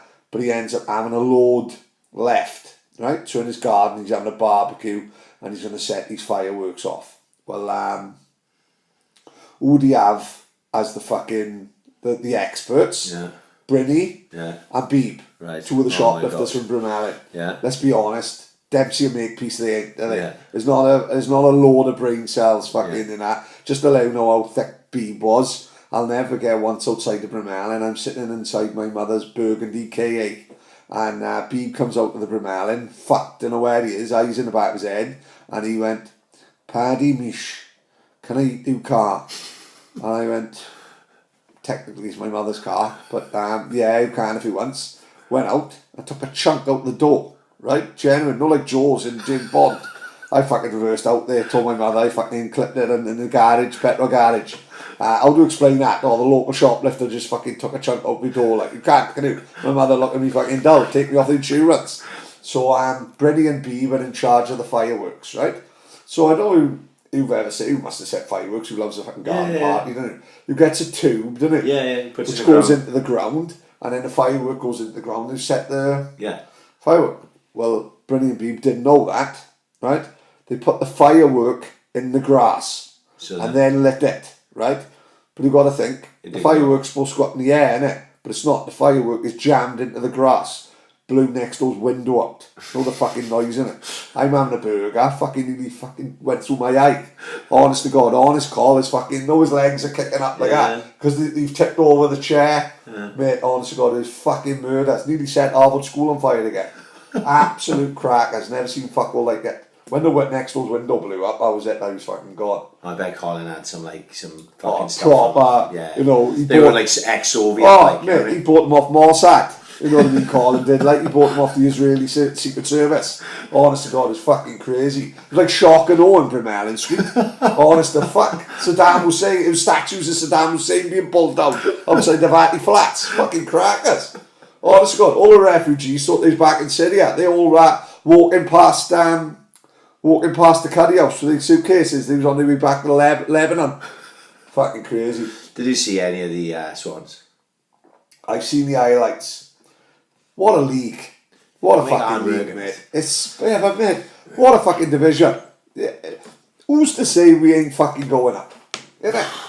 I've seen how many points separate. Yeah, no, I know. It was, do you know, it was, in the Premier League, there's literally one style of play. Right, these days. Yeah. It's like everyone tries to play total football. Yeah. There's like, Leicester. Have you seen the Barcelona documentary? No. That looks like it's going to be proper, but carry on. Like Leicester, when they won the Premier League, they were playing that counter-attack. Yeah, of course. That was slightly get it forward quickly. Vardy, Mahrez. Right. Like Liverpool have got a fast front three. Of course they have. But I mean, the basics of the game is we're trying to play. Everyone's trying to play total football all the time, right? Bolton didn't try to play fucking total football. Oh, far from it. But it went half effective at times, right? Yeah. They had Jordan Ayew, brother, Sammy, was playing up front. Yeah. And they just launched everything at him. And it was like, this was 5 minutes in, and there was literally not a single pass played by Bolton. It was all like that. Like it was literally like fucking just launching the ball over the pitch. And I was like, fucking hell, this could be a long old day, like. You know what I mean? It was a fucking long game. But we should have won comfortably. But like I said, it's exactly the same as I said fucking to the start of the year. There's going to be games we lose like that. Yeah. And there's going to be games we win like that. Yeah. This happened to be one of the games we fucking won with Mackay's goal, which was an absolute fuck. There's me calling him a quim before the fucking game. Keep doing that. Straight away I had to fucking eat my words on WhatsApp when he fucking stanched that word. Great stuff. It was which you always know he's capable of, isn't it? But like I was watching it on let's just say I was watching it. Yeah. With Bolton commentary. Oh, right. Yeah. So when you got that eye follow, the home team commentates on the stream I'm getting, right? So when we had Wigan away, it was Wigan commentators, right? And in the end, I had to turn it down, like, because it's like the accent one. I think is tits. These two Bolton on a weekend, fucking tremendous. Really? Not in a good way. Right. Okay. But they were like, it's like as if they got two fucking pie eaters, right? Right. Yeah. And just chucked them in. And Well, I guess really. Yeah, but there was no like bones about it. It was Bolton. So what kind of channel would that be on then? Well, how do you get on a new telly? Because like with the Swans one, we can't get it in the UK, right? Not the 3 o'clock kickoffs. Right, yeah. We can get the Tuesday night games, Right. right? Let's say home and away, Yeah. not the 3 o'clocks, right? Because in America, it's like if you're an American fucking Swans fan, you can pay for it like 10. You can pay for it. Like that 11 Sports sort of thing. Like. But you basically stream it off the Swans website. Oh, I see. So you'd have like a Shauna David. Well, you've got fucking Wyndham Evans. Oh, right. Yeah, and some other guy. So now listen to it. This is what the fucking Swans are missing. AIC, alternative commentary. Do you think so, yeah? Yes, absolutely. Me and you Yeah. don't know any of the players. Right, yeah. I'll get steamed up and call a ref a cunt for I'll just be 90 talking about minutes. Tommy Hutchinson and shit. Exactly, yeah. Why not? Like, these Bolton fuckers can do it. Really? Yeah, fuck, I'm missing the trick. That's what we should be. I just looking for free tickets. Oh, fuck, yeah. Well, funny, who slagging Bolton off? Like, the Mumbles manager slagged the Saints off Saturday. What? The Mumbles boys come back to the pub. Clevs, my old teacher Tony Brown, ginger fella who always involved in Mumbles, great. I know the guy. And he's great boy, Tony Brown. And Clevs is great as well. And one of the Mumbles committee members talking, beat them 4-2. Can you believe Saints is still top of the fucking Senior League Division 1? After watching the 7-1 destruction by 9-man West End, I can't believe that you're even in the first division. We top the league. I'm still baffled. I'm baffled myself. We top the fucking league. Even if nothing else happens, it all goes wrong from now.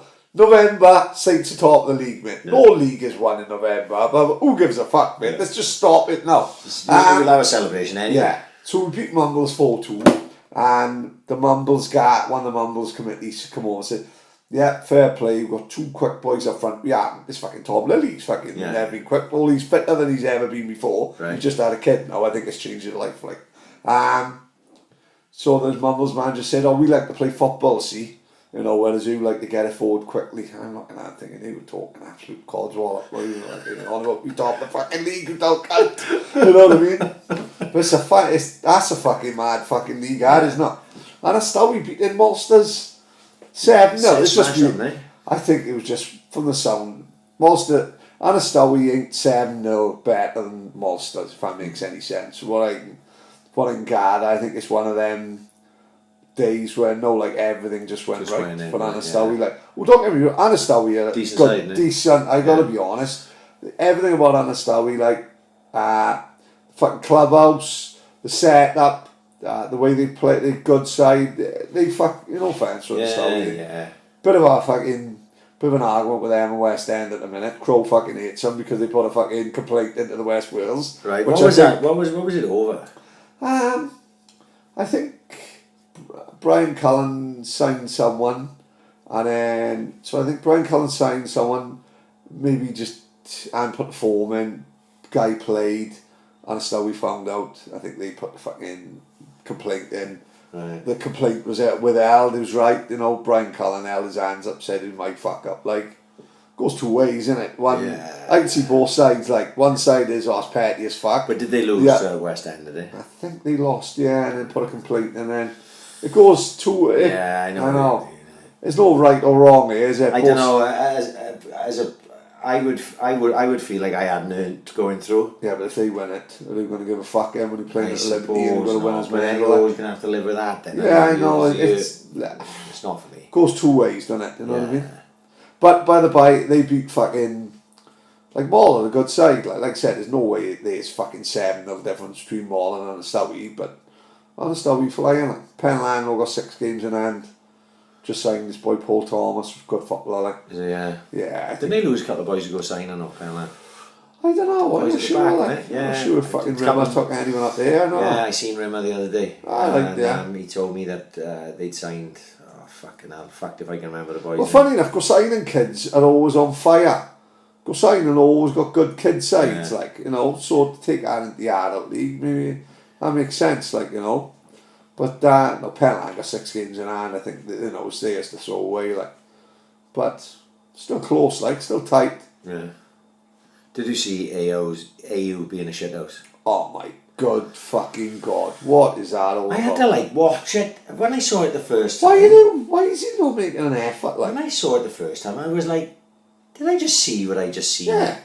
And then you watch it back, and the more you watch it, the worse it gets. He ducks down. He basically just allows it Yeah. to fucking happen.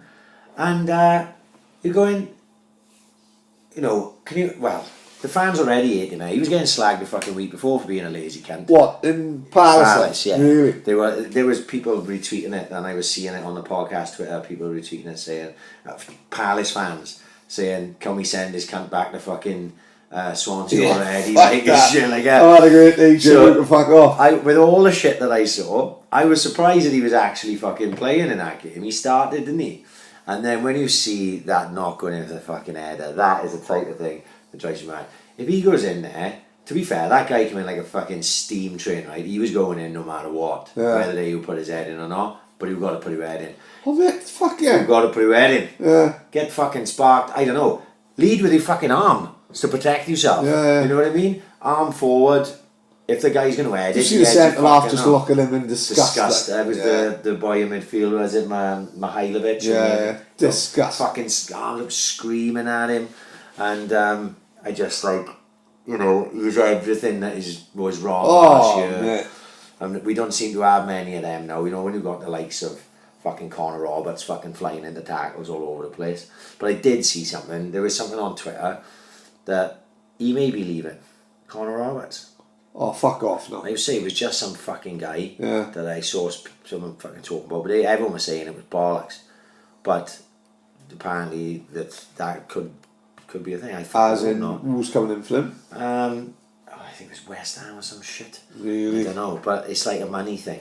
So it's like a wages thing. What, he's still fucking getting paid under 23 Yeah, well, wages, he would. like? He'd be on pittance, wouldn't he? Yeah. Now, I know they give Dan James a new contract. I think they gave Roberts a new contract, though, didn't they? Yeah, they did. This is the last couple of weeks now, isn't it? Yeah. So I don't know, mate, I'm hoping. There was one left not to have the contract. I think Roden. So Roden had a contract. 2 did, and we was waiting for the other one. Like. Yeah, they all had it now. Dan James Roden. Oh, I'd hope so. Like Dan James, great Yeah, prospect, man. really good. All 3 of them outstanding. Standing so far. Pull us out the shit, really. Yeah. Like when you think, Like you just like you say, we talk about it, so we just wondered how long they can keep fucking doing it. Like, you know what I mean? do not think like Roberts reminds you of that fucking the Liverpool fullback who come from like Robertson. lower leagues, like Yeah. you know. Just reminds you of that type of player who's just going to go up and just star like. Yeah, star. Yeah. And like you say, all 3 of them that we just mentioned, Roden, Roberts, and fucking Dan James, have won the fans over. Oh, The fans are behind yeah. them. Don't worry about it. Yeah. They can go and have a couple of mares. The fans are still going to be behind them. But the thing is, they're not. Touch wood. They still in that game against Bolton. Like Roden, he gave a soft ball away and got caught bowling in behind him, down out wide, but you can see him fucking busting a gut. And as the ball comes across, slides, makes the interception, clears it. And you go, last year, we would have probably just, our centre half would have probably just strolled back in there and wouldn't have made the interception. But Roden made a mistake. He's a fucking kid. He's going to make mistakes. Like, but he fucking tracked it as best he could. Fucking got the ball, won it. Roberts gives you everything. You know, Dan James is fucking lightning. What do you think Dan James is going to get? He's going to get hiding all year. He is, isn't he? In that league, in the Premier League, he'd be left alone a bit. Yeah. In that league, he's going to get kicked the fuck all year because someone's going to look at him. They're going to look at Dan James. Going, right, we've got to stop him being so fast. At least let's fucking smash him up in the air early doors. How did Roden get in the Welsh squad? I know. That's a random one. It's another Did you one. see that? Was it James Lawrence playing in Belgium? Yeah. I heard an interview with him and he said, fucking done my head in to be fair, you know, it's everyone's dream to play for a national team. Now I'm like, No, I've just Was said he English, totally is he? wrong. Yeah, he got an English accent. Don't know where he's from.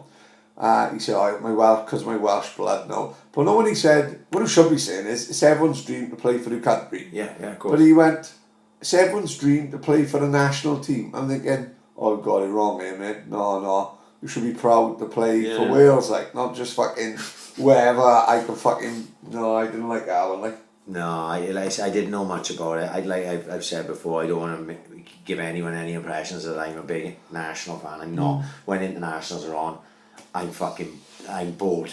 I'm waiting for the fucking Swans to come back on. Like, do you know Seems to be a hell of a lot of international breaks like this fucking season. No, do you know what? I'm glad to see that people are big on supporting supporting Wales. Yeah. For a long period, it wasn't the thing to do. Like, especially down here in Swansea, you know, younger boys and us may not understand, but we never fucking went to Wales. I never went to Wales as a kid. It was that thing. You ask my old man will tell you stories about going to Wales internationals as a Swans fan and having to fight other Wales fans because he was outnumbered. He got attacked up in Cardiff. He'd tell you all about that. Like, so that's why Swans fans didn't go, because the internationals were in Cardiff, Too heavy, like. it's too heavy to go. Yeah. You know, even if it went more banded, you were outnumbered because it was all Cardiff there. Obviously, that thing seems to have, especially since Euros, have settled down. Like, so. See Newport drawing Wrexham. Yeah, it's a big one, that, isn't it? That's a fuck. Do you know, that's one where I'd like to go up and have a little fucking have a little snoop round, like. Yeah. Where is it? Is it in Wrexham or in Newport? I think it's in Newport, I think. Yeah. That's a fucking big I wouldn't mind going to Newport because it's not too far away. Mate, I'd love to have a little mooch around. Westy went to Newport not so long ago. Not your Westy, but my own Westy. And I was like, yeah, fuck, it's on the upper road. Should probably go there. You know, just for a fucking nose. It's proper old ground, isn't it? Like, you know, I never went there. I remember we played Sutherland Park, is it? I can't think where the fuck it's called. We played him in the FA Cup, didn't we? I think within the last got 10 arrested, years, isn't it? there was Toolsy, fucking Wallace. murders, there was murders like that. Mojo, I think, got banged up. Yeah, I remember that. I did consider going to that game. I can't remember why I didn't go, but it ended up being fucking chaos up there. But yeah, that was a cool little place to go, Newport. I wouldn't mind fucking going up there, like, you know what I mean? Did you see? I did nonce of the week, and it turned out with some guy's dad. What? Right. So, one of the boys, I think it was Craig Griffiths, tagged the podcast, right? Right. Look at this nonce, right? And he'd taken a photo of his video, photo of his TV. Yeah. And it was Cardiff were on, weren't they, against, the fuck they played a weekend and beat them? Brighton, right? So there's this cunt, grown man, older than us, right? Standing in the fucking home end, dressed as Vincent Tan, right? Right, okay. So he's took a photo of it, put it on Twitter, tagged me in it. So I fucking quote tweeted it and I just put hashtag nonce of the week. Right. And he got fucking retweeted. It had likes all over the place. Yeah. It was going everywhere. So my phone's going fucking mad in my pocket. I fucking trying to forget about it now, right? You know, throughout the day. Next thing, I looked down, I got him. So my dad's a nonce now. Oh fuck. Right, so I clicked on it. This is a Cardiff City fan. Right. And as she said, my dad's a nonce. Oh, you didn't have text, you know? No, this was like this was on. No. This was on Twitter, right? So I just put a little message like, "Oh, sad to hear that, mate." Right? And he's gone, "No, genuinely, it is my dad." Oh no. LMAO. So people were giving him grief, but as it happens, it was good natured. Right, because I felt guilty. I was like, "Oh my god, this guy's dad has just gone non-stop on fucking Twitter, and I haven't helped fucking matters." He didn't help matters either. Oh mate, who going round dressed as fucking Liam Stark and who Stag do? Who's going to get belted, isn't it? Yeah. You know what I mean? It's that was fucking one. But then the other one who got a load of grief on the weekend, and I know you give him grief as well, was the Bolton vlog nonce. Oh mate, what the fuck? Who goes to football, right? And like films yourself reacting to fuck. Just watch the fuck game, like. Yeah. You know, it's up here with filming concerts. You know, people who just watch. Do see the photo of the Ryder Cup, and you've got Tiger Woods in the foreground of the photo, right? And in the background of the photo, you've got every single person watching the fucking golf with their phone. Now, what the fuck? When did this happen? Like, no. Like that boy has gone to football, and filmed himself and his nonce old man as well. Imagine me sticking a fucking camera in my old man's face as he's ferreting. He's going to call me a fucking idiot. Yeah. And we'll get the ferret on my finger again. I can look at it two ways, right? Because because that was a snippet what I saw, right? It was like just and the thing was didn't help. He got his facts completely fucking wrong. Right, as well. well. He talked absolutely. I know, he was saying Swans spent Swans, 100 million. Yes, he got it all wrong. Right? We paid Colorado with 300 quid a week. Like. Yeah, it didn't help his cause at all. Did it? So he was getting abused all over the place. But I think I clicked on his profile. Right. And then there was a full video there, so I clicked on the full video, and he is like a vlogger. And I'm thinking to myself, he's only a youngster, I don't agree with that. It's not what I would do. Yeah, of course, right? yeah. But it's like, is it that far away from what we do here and what, say, the ground opera does and all this and that? I couldn't hate him, do you know what I mean? He's doing something that he wants to do. This fucker no, I'm not comparing. What I'm saying is, he's only nipper, and he looks about 15, that kid. Mate, when I was 14, I was going to nightclubs every week. I was going to the Dark Arch every week with my cousin, getting paid £20 to drink 2 cans of Budweiser and do the lights for him. Yeah. You know, so let's not make excuses of him being 15. I know. You know what I mean? Look, I was 15. I wasn't fucking videoing myself in fucking football matches, you know what I mean? I was drinking White Lightning and fingering birds in the park, you know what I mean? But I don't know, I looked at it differently then. I know I must be going soft. I was like, he's just enjoying Probably the day himself, after he called that boy's old man a nonce and he's feeling a little bit. I don't know. It's not what I would do. Like that thing, you're saying now about the gig thing. I ain't no gig goer, right? I don't know again, man. I'm going to crack. Yeah. I'm going to make a late run at it. Right? You're going to be one of the middle class people who ends up in Glastonbury. But no, I don't drinking wine, watching Coldplay. But when we went to Liam Gallagher, I never took one photo. No, good shot. Every single photo that weekend taken was not taken by me because I didn't want to be that guy. Yeah. I wanted to go and I wanted to enjoy it for what it was, and I did. But thank fuck for Bushby and all that. Thank fuck for Bushby, Gilly, Denty, all those boys took some fucking brilliant photos. Brilliant photos of me, brilliant photos of you that I can look at now and go, fucking hell, I'm glad some cunt was taking photos. But I didn't want to take photos in that. I didn't want to be that guy, like, you know what I mean? So I don't think, like I say, I don't go to the football and take photos. You know what I mean? As I say, today, I saw there's some, I don't want to name the fucking guy because he's only a kid. But he's this kid on fucking, he's the guy that posted all Lee Deneen's fucking things all over Twitter. Right, yeah. Do you know what I'm talking about? No, I don't. He had this is probably 2 months ago. He had a DM conversation with Lee Deneen. Oh, I think it was Reese or something. Like he's only a kid, yeah. But so I don't want to nonce him off too quickly, right? But he's a fucking wiser. He done that, and like just for the sake, he put all that out there. If you're going to have a private message with someone, you should. I think you should personally keep it private. It's private message, right? And I don't think that's the right thing to do. But anyway, I don't know why this kid keeps coming up on my timeline, right? He's come up on mine a couple of times this week. Because he don't follow the podcast. I don't follow him. I don't follow him personally, and I don't know. He must be the main man with the Swans. He done like a thread of all the grounds he visited, like done a selfie of him fucking Bramall Lane and all that. So I think that's just what that age is, like, you know. Look, go on, fucking enjoy yourself. And I'm glad that he's enjoying going away with the Swans, and good luck to him. I hope he goes to every game and has a good time, right? But fuck me, he was getting on a bit heavy yesterday about people not going away. Yeah, I see that. Yeah. Right? I can't agree. The week before Christmas, like 22nd of December, a fucking 5:30 at night, and you go to a hole. Man, I'm eating mince pies in my fucking Christmas pajamas underneath the Christmas tree, hoping that some fucking got me a present that's not Lynx Africa and fucking Slazenger socks. Fuck all. The only hell I'll be watching is the Christmas Only Fools and Horses Christmas special while I'm back. Well, Ajax, Delboy on a boat. Ajax, is this the way to Holland? Ajax, leave it to me, Rodney. Hey diddly dee, a sailor's life for me. Is that the one on the jet ski with these? No, that's Miami voice. Miami voice. Devati voice.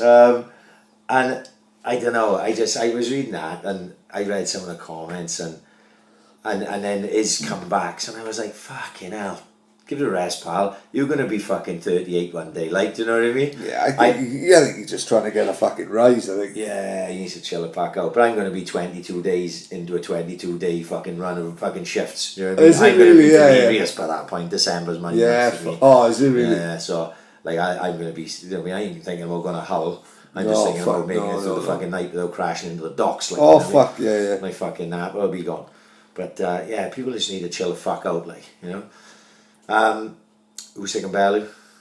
I enjoyed it, I did. I really enjoyed it. Really good. The show was on. I didn't watch the whole show. I was out. So I came back to watch Usyk and Bellew. I caught the second half of Crawler and Jordan, which I didn't really pay that much attention to. But I watched all of Usyk and Bellew. Good fight. Yeah. Adam Smith's comment, did you? Oh my fucking good lord. I didn't hear it at the time. Right, yeah.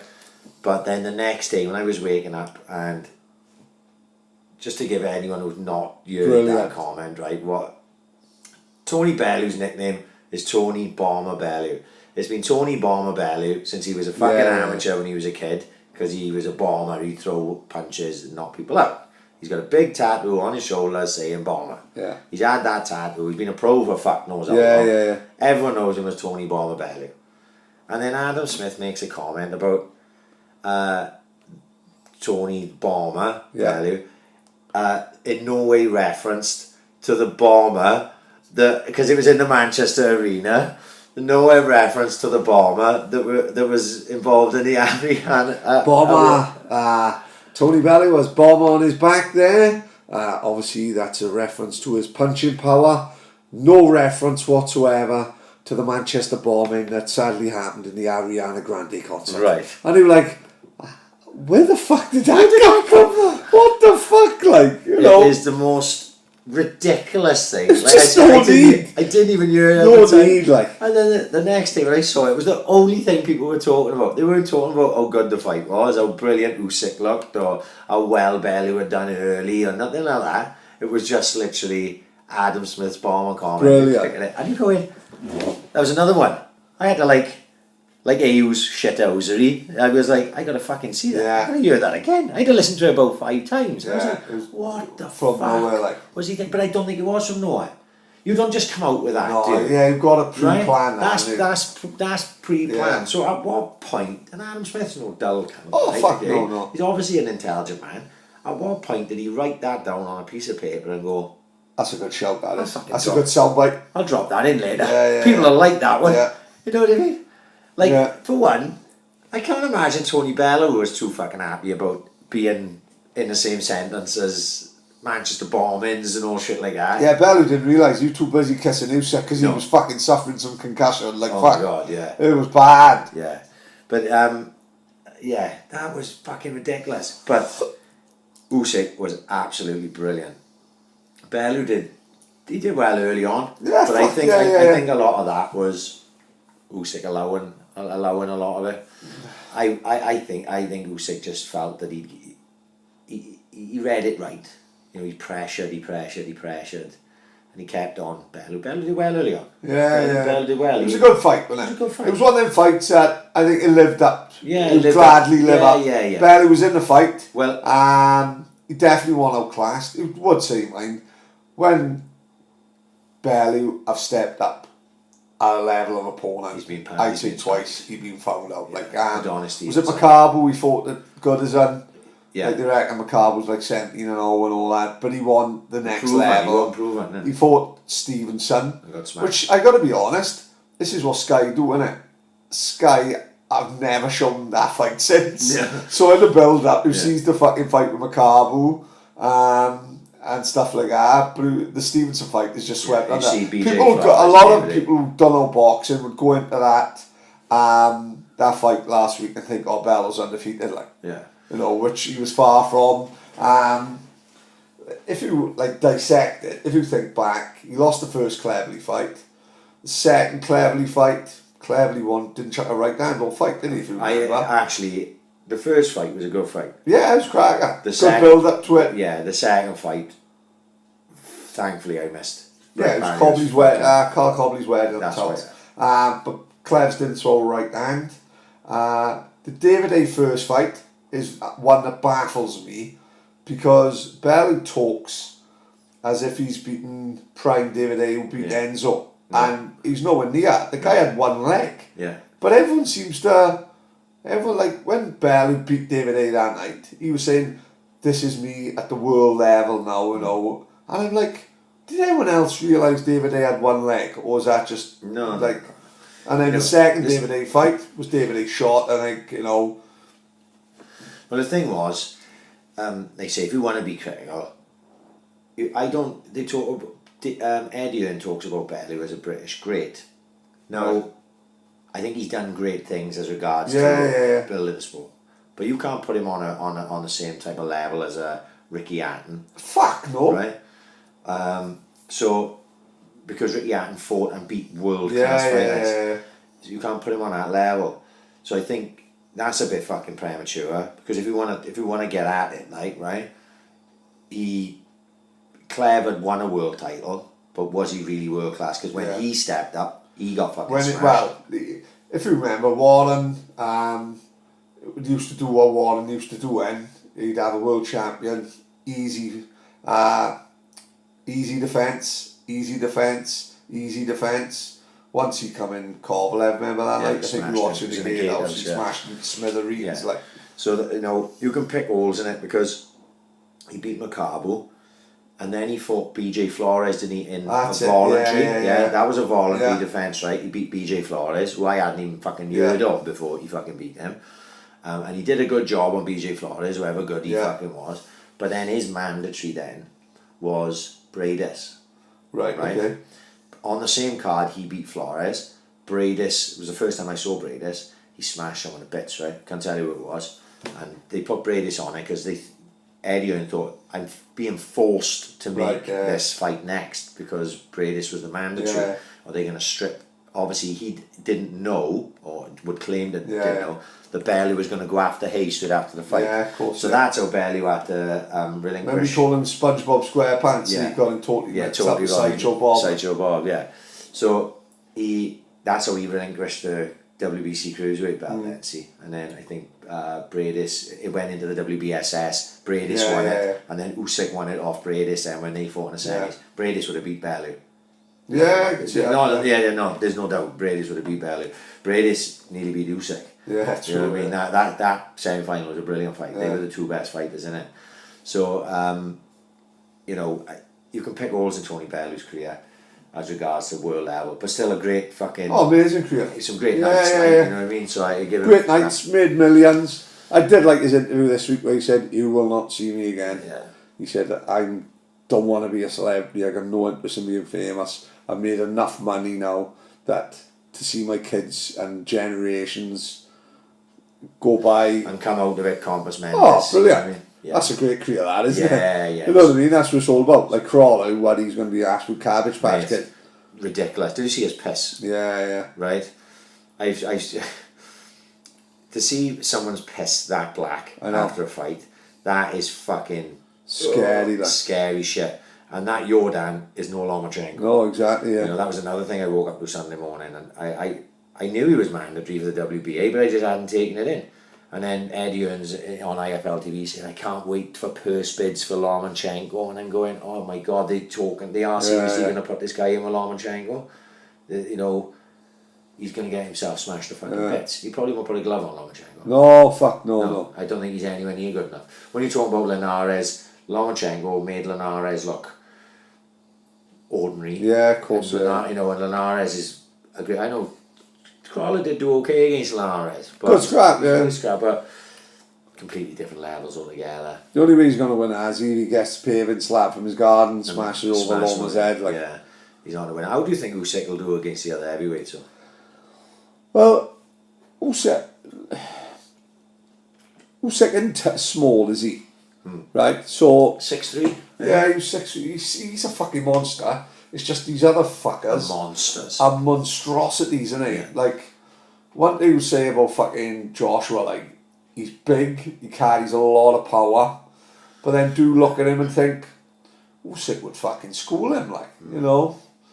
I think the styles of it. If you talk about I think Usyk can beat Dillian White and Chisora. I don't think that goes. Yeah, I agree with that. Yeah, They can't move quick Yeah. enough. They can't. I don't think they can get to him to hit him. Whatever. Yeah. He'll pepper them. He may not stop them. yeah. But he'll pepper them up and he'll win 12-round decisions against them.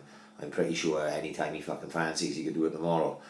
But when you're talking about, let's say, the big three, Fury, Joshua and Deontay Wilder and Fury. Now Joshua's like 6'6", right? Fury's like 6'9", right? And Wilder's 6'7". Yeah.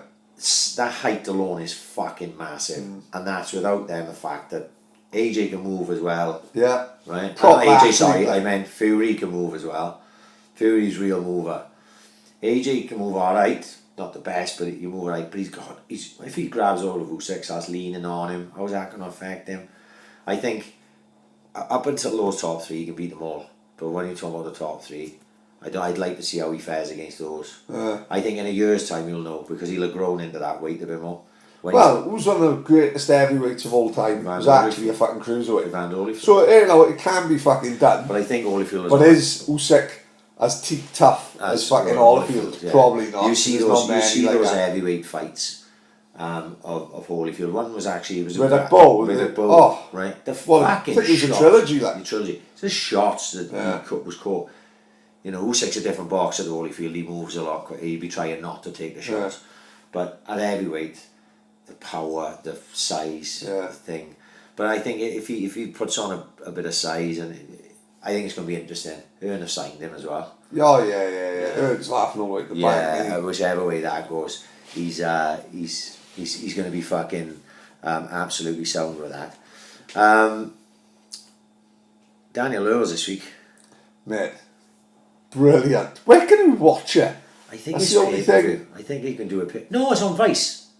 Yeah, but in it, I'm sure in the pay-per-view we've got to pay on YouTube. Probably should have researched this. It, mate, what a talking to him on he reffed one of the white collars the other week, like, and he's training with Jason Williams, like. Yeah. It was amazing, but I do see the sparring they put on Facebook, like on a video. Brilliant. No, brilliant. I've seen sparring, bits of pieces of sparring. I'm not sure if it's the one I've seen. Yeah, brilliant. And I don't know, fucking Daniel just seems to be, not like as if he's like thought, he was saying to me like all these years I've been going to different gyms, training here, training there. He said, I got Jason training me. He said, I've never ever felt so good. And the way that white collar, the way that bare knuckle boxing goes, if you've got fucking dynamite in your hands, there's always a fucking chance, like, innit? This guy, put the records next to each other on paper, it's a fucking mismatch. Yeah. However, if you've got a boy coming in who's more confident than he's ever been, and 110%, if he catches you with both hands, you're going to fucking sleep 100%. What a great fucking fight for the fucking Swansea boy to have. Absolutely fucking brilliant. Absolutely fucking brilliant. I think if anyone can watch it, they should fucking get on. Be explosive, wouldn't it? Well, the thing is, every fight on it, like when I went, like I enjoy pretty much every fight. Right. It's like it's not boxing, it's not MMA, it's not, is it? It's bare knuckle boxing, and every punch counts. Yeah. It's not like, let's just flick out fucking 15 jabs in this round and score on points. When them boys are landing and you hear, the thud of a fucking fist on top of someone's fucking head and that, it is very fucking brutal. Is Lily not taking a fight short notice? But this weekend? I'm sure it come up on Twitter, because I fucking I just tagged him and said, fucking hell. Yeah. You don't give a fuck. No, it would not surprise me if he did. I know he's fighting December the 8th, isn't he? MMA. Yeah. So that wouldn't surprise me. But good luck to Daniel anyway. We have been talking about trying to get him on, and it's just been timings. We haven't been able to fucking do it. But I'd like to sit down and speak to Daniel for a while. He's fucking interesting, and hopefully he'll win. Is that for the title? I think this is an eliminator. Eliminator. Yeah. Don't forget the guy he's fighting, McIntosh, he's fought been Bellew, around, he's fought Cleverly. Fucking hell. He's been around. Uphill task, like, but It's going to be great to see that. Yeah. But speaking about trying to get people on, I had another go at Robbo. Right, yeah, Right. yeah. So people don't think that I've fucking given up the ghost. I'm still working hard behind Yeah. the fucking scenes. And I talked to Robbo this last weekend, and we still trying to organise date to get him in. Right? So Robbo will be happening at some point. Think when so? I can get Are you the- confident? Yeah. No, not remotely. No. I've never been as little. I've had as little confidence with anyone I tried it with. Really? I just think it's time. And he's not here. I thought he was going to be here permanently. That's the understanding I had. It doesn't seem to be that way now. So maybe it's like back and forth. Yeah, yeah. You know, like with the Lenny John Ross thing. If I'd have had more time, Yeah. I'd have tried to set Lenny John Ross up for this weekend because I know he's back. Yeah. Oh, right, yeah. Right, because I think he's doing something with the Swans game. Just was not enough. It's just not enough time, like, because you want to get those boys on. I want to get amazing. Lenny Johns on. Want to get Andy Robinson on. But basically, I tell you, we got a nail. James Thomas. How have we not had James Thomas on? Great show. He's from fucking Morriston. Yeah, great show. Surely Nelly's Morriston legend. Get Nelly's. We'll just call ambulance. Chances are he might turn up. I'll pretend I'm having a heart attack, having my foot off. It's either going to be James Thomas or Binance. We'll have either or. I don't give a fuck. But yeah, we need to get James Thomas on here because that'd be fucking massive. The videos of Biggie being off it were fucking brilliant. But mate, it's doing my head in a bit. Everyone's slagging him off. I'm not slagging him off. He's my hero. Mate, fuck, it was one time in Escape, right? I'd done so many pills in one night that by the time I got home, I literally tried eating a fucking bag of fruit pastels through my fucking ear, right? It happens, right? It's just the difference between me and him is no one's fucking asking me to say a catchphrase and filming me 24 hours a day.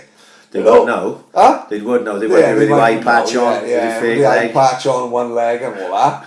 Biggie's just enjoying himself. Leave him alone, like.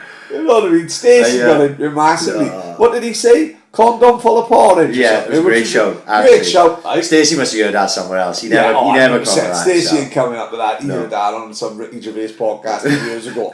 But like, Stacey, you've got to laugh. Stacey's by the cenotaph with his fucking badges of honour. When he fought in war-torn Norway, Biggie's off his nut in motion, eating lollipops with a wrapper on. And those who I'd rather fucking be. Stacey can calm down the running nonce. Biggie's the main man. I'm not having any slag. I was looking at Biggie and he was looking very red in a number of those. He was in a hell of a pickle. I don't know. Fucking been there, mate. I don't know if he got the cardio to sustain that though. Do you know what I mean? There's no way Biggie's doing a 50 mile with Stacey. No, right? no. But on the other hand, Stacey ain't doing 6 grams of meow on the head. So who tell me who's winning and who's losing? I don't know. You know what I mean? I don't fucking know. Who am I to judge? Maybe we should set them up. Stacey versus Biggie. And Stacey can put up a challenge and Biggie can put up a challenge. Yeah. And there's then more chance of Biggie doing pen of hand than fucking Stacey injecting heroin into his eye. You know what I mean? I love Biggie. Don't slag Biggie off to me. He's a good boy. You know what I mean? I like to call him personal pals. We're friends. You know what I mean? Yeah, he should be the pseudo famous like you know. Yes, exactly. You know, Z-list celebrity like that. Biggie's are like, Yes. think of how many times a day you've got to say we're here, it's Friday, let's get on it. It's gonna be draining. But he still does it, doesn't he? You know, he was in a hell of a pickle, mate. That motion looks a good night. Where's that then? Bristol. Oh, I don't know. They must have done 2 nights, like Dylan Simmons, a couple of the Saints youngsters went up there. Calamash got up there, Calamash JTB. Calamash got kicked out after fucking half hour, spewing. Biggie lasted any longer than him. Like, all the way up to Bristol, got kicked out in half hour. Who gets kicked out of the rave? I don't know. Fucking hell. You've got to be proper monk. Oh, you've got to be a proper spastic to that happening. Like, fucking, I don't know what Callum was doing, like. You know what I mean? I was fucking, went to Die Hard in Leicester once. I was drinking fucking out my shoe and you still didn't get kicked out. So you've got to be right drip to get kicked out of motion after an hour. Fuck knows. No, fuck all that. Do you see that, that's what I fucking forgot to say last week. Do you see that, oh fuck, you know, that Grenville Tower, oh my God. Right. No. Where do you stand, right? Right. The only thing right. Go on, right. You go and then I'll go.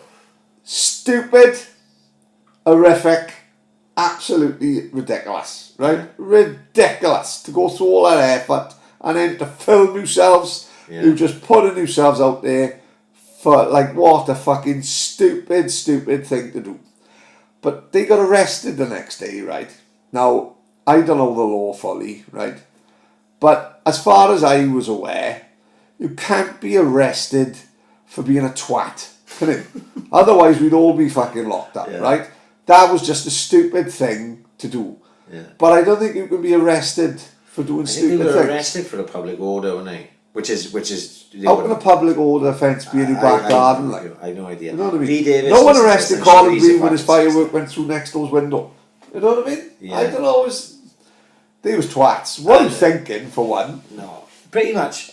Like with WhatsApp these days and some of the fucking things that I've had to fucking endure sitting through, right? Because I guess all those go ones and people know I don't like them and I think they send them to me purposely because I don't like them and I know I'll watch them because I'm a twat. And like I'm not shocked by much now. No. And genuinely I was quite shocked by that. Yeah. You know, to see it, I was like, and exactly the same feeling as you. Gone through a lot of effort for that. I'm thinking to myself, I don't think I could build that thing in the first place. I could not build that ever. Tilly had a new bike once Christmas when she was 3. She didn't have it. I threw it in the fucking bin, mate. Honestly, me and my missus nearly fucking finished over it. Yeah. Imagine building that. No, you've got It's like Tracy Island and Blue mate, Peter. I haven't got the fucking time in my day to go and do that fucking shit. So there's someone there who needs to get a job for starters, right? Needs to fucking get a life. And it's sad. And then on top of that, filming it so people can, and then putting it out there. Exactly, It's like as if they wanted to get caught. Maybe a little bit of recognition, little bit of like, so there would be a bit of that. They'd obviously pricks, right? Yeah. But like you said, when afterwards, when I was genuinely like shocked, like fuck me, what is it? I was shocked by the nature of it, and then I was shocked by the stupidity of it, like, and then, but then afterwards, when I heard that they got fucking arrested, I was like, what the fuck did they get arrested for? That's it. Like I said, you can't be arrested for being a twat.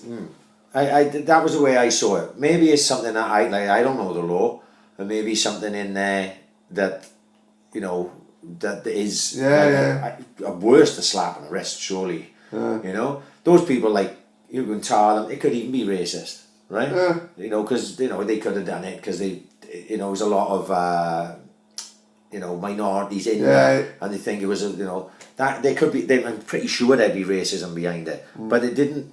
They didn't show any racism that I remember in the video. So I don't know what they arrested them for. They're fucking idiots. That's fucking absolutely for certain. No fucking need. No need at all. We're pretty out there, like, you know. Do you know what I mean? It takes a lot. That's what I mean. It takes a lot to shock me. Yeah. Especially something like that. I that really fucking. You know what I mean? Probably 10 minutes later, I was watching a video of some guy throw himself off 14th floor and explode on the floor. Like, you know what I mean? And easy come, easy go. Yeah, exactly. Dwarf fucking horse or something. Yeah. So, and none of them shocked me, but that did. So there must be something to it. If I went, you know what I mean? That's a bit fucking. That's a bit. Next thing you clicks on the dwarf shagging and horse, like you said. Yeah, and it's like, no, it's like, oh, there we are. It's another day, like another day, another dollar. But yeah, they were a bunch of fucking pricks. This is another thing we didn't fucking talk about, because the helicopter crash, that was mad. See the video of that? The video. Yeah. The stewards running out then, oh my god, Lord. Fucking hell. Yeah. That's just when this is, what a 30 seconds ad, isn't it? I've never been a fan of helicopters, mate. No, I used to like Airwolf in the 80s. Oh, Elf was fantastic. Yeah, that fantastic. And Manimal. Remember the guy who used to change into all different animals? No. Round about the same time. That. A-Team. That, well, fucked me up. My mother used to love fucking Pobble of Cum, wasn't it? 7 o'clock. We only had one telly in the house. 7 o'clock, everything's on, like Airwolf, Manimal, Fresh Prince of Bel-Air, Monkey Magic, and I'm here sitting fucking watching fucking Welsh soap opera. No, I like fucking I liked Airwolf. Yeah. Do you remember there was a big gang of these all sitting next to you? Remember Knight Rider would have been the one to start. Knight Rider was outstanding. Knight Rider's the talking car, right? Yeah.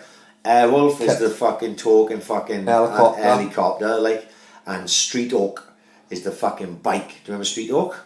Did he turn into an oak? No, you fucking hell. Street Hawk was the bike. Oh, was it? So you had Kit as the car. Right. They're all different fucking programs. Yeah. Right? But they're all sort of like the Street Hawk and Airwolf, I think, were a bit rip off of Knight Rider. Right. You know, in a way, course, it's like technology. Yeah. In Street Hawk, he had a bike which was like way advanced of any other bike. Like Kit was as a car, Street Hawk was as a fucking bike. Street Hawk was class. So I loved as a kid, I even bought a brown leather jacket to pretend to be like my a God. MacGyver. What? You're mate. older than me, see, I don't know what the fuck. Mate, The only reason I know MacGyver is Yeah? just because of The Simpsons. MacGruber. Yeah, because... I was MacGyver mad, mate. Honestly, my man caught me trying to make a gun out of a pack of Jaffa cakes. It was fucking, my head went. I had a brown leather jacket, everything. Honestly, taking the cowboy doors off the kitchen wall. Yeah. Fucking crazy. I remember Murder, She Wrote, like.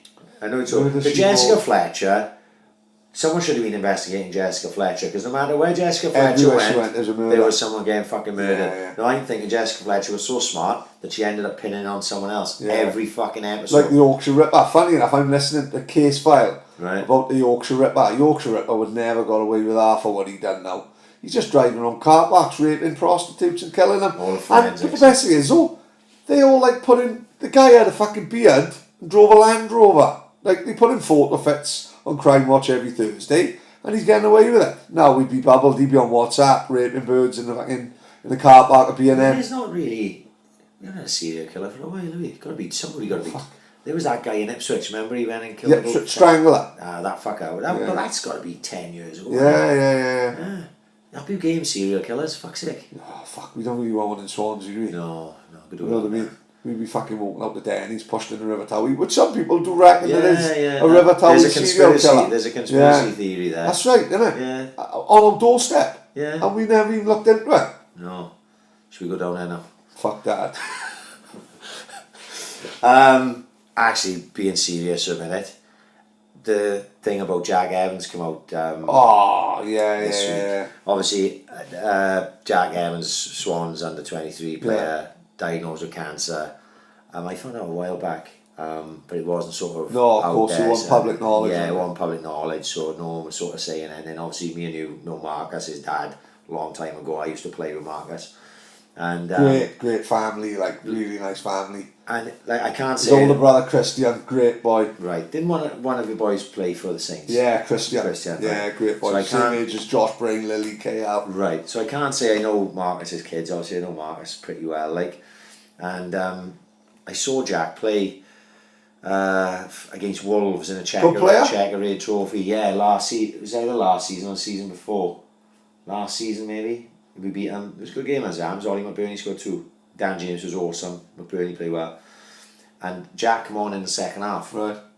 And actually played the ball which the cross came in, which McBurney scored the winner.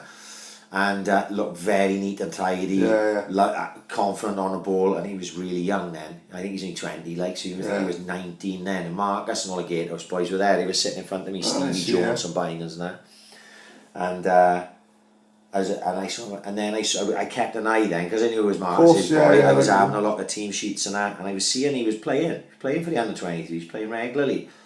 And I was like, coming up to this year, when so many boys have been given a chance, would Jack be one of those boys that was given a chance? That's what I hoped. And then obviously this have happened, and I don't know the severity of it or anything, so I don't want to pass comment on that, but just fucking best wishes. They were going to do something on the 34th minute of the Norwich game. Yeah, the Norwich game, which is not this Saturday, Saturday after, 24th November.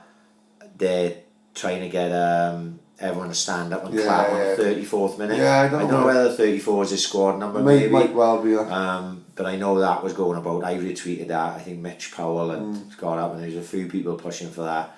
So we just want to say all the best to Jack and his family, and hopefully he'll be back playing sooner rather than fucking later, because he does look like he's got a lot of talent. Like, are we done? Are we? I think we are, kid. Got to say happy 40th of the big man. Louis 40 Sunday. Yeah, so I was out with him Saturday. So it's his 40th this Sunday, and then it's my birthday the week after that. See, so we'd a birthday boys. I think we're slamming the gate out. So we DJ Cortez. Could very well be. That's the Norwich game. So I got to get it first. I got to get a ticket for the Norwich game, and then I was going to come up with Morris after that, and then up a Gatehouse, and then up a Clyde probably. Yeah, sounds good. Let's get the fuck out here then, is it? Just word to the wise, there was going to be a podcast next week, but something's come up. I got a funeral that I can't, so next week we're going to have a week off, a breather. Yeah. And then we'll come back a week after, and hopefully with something big. Only a short one this week because we are running short of time. Fucking big shift for me tomorrow. Oh my god, pray for the Prids. Yellow Cab's number 1. Double shift tomorrow. I can't wait. Let's make some money. Pad, let's say goodbye. Have a good night, sir. We're out here.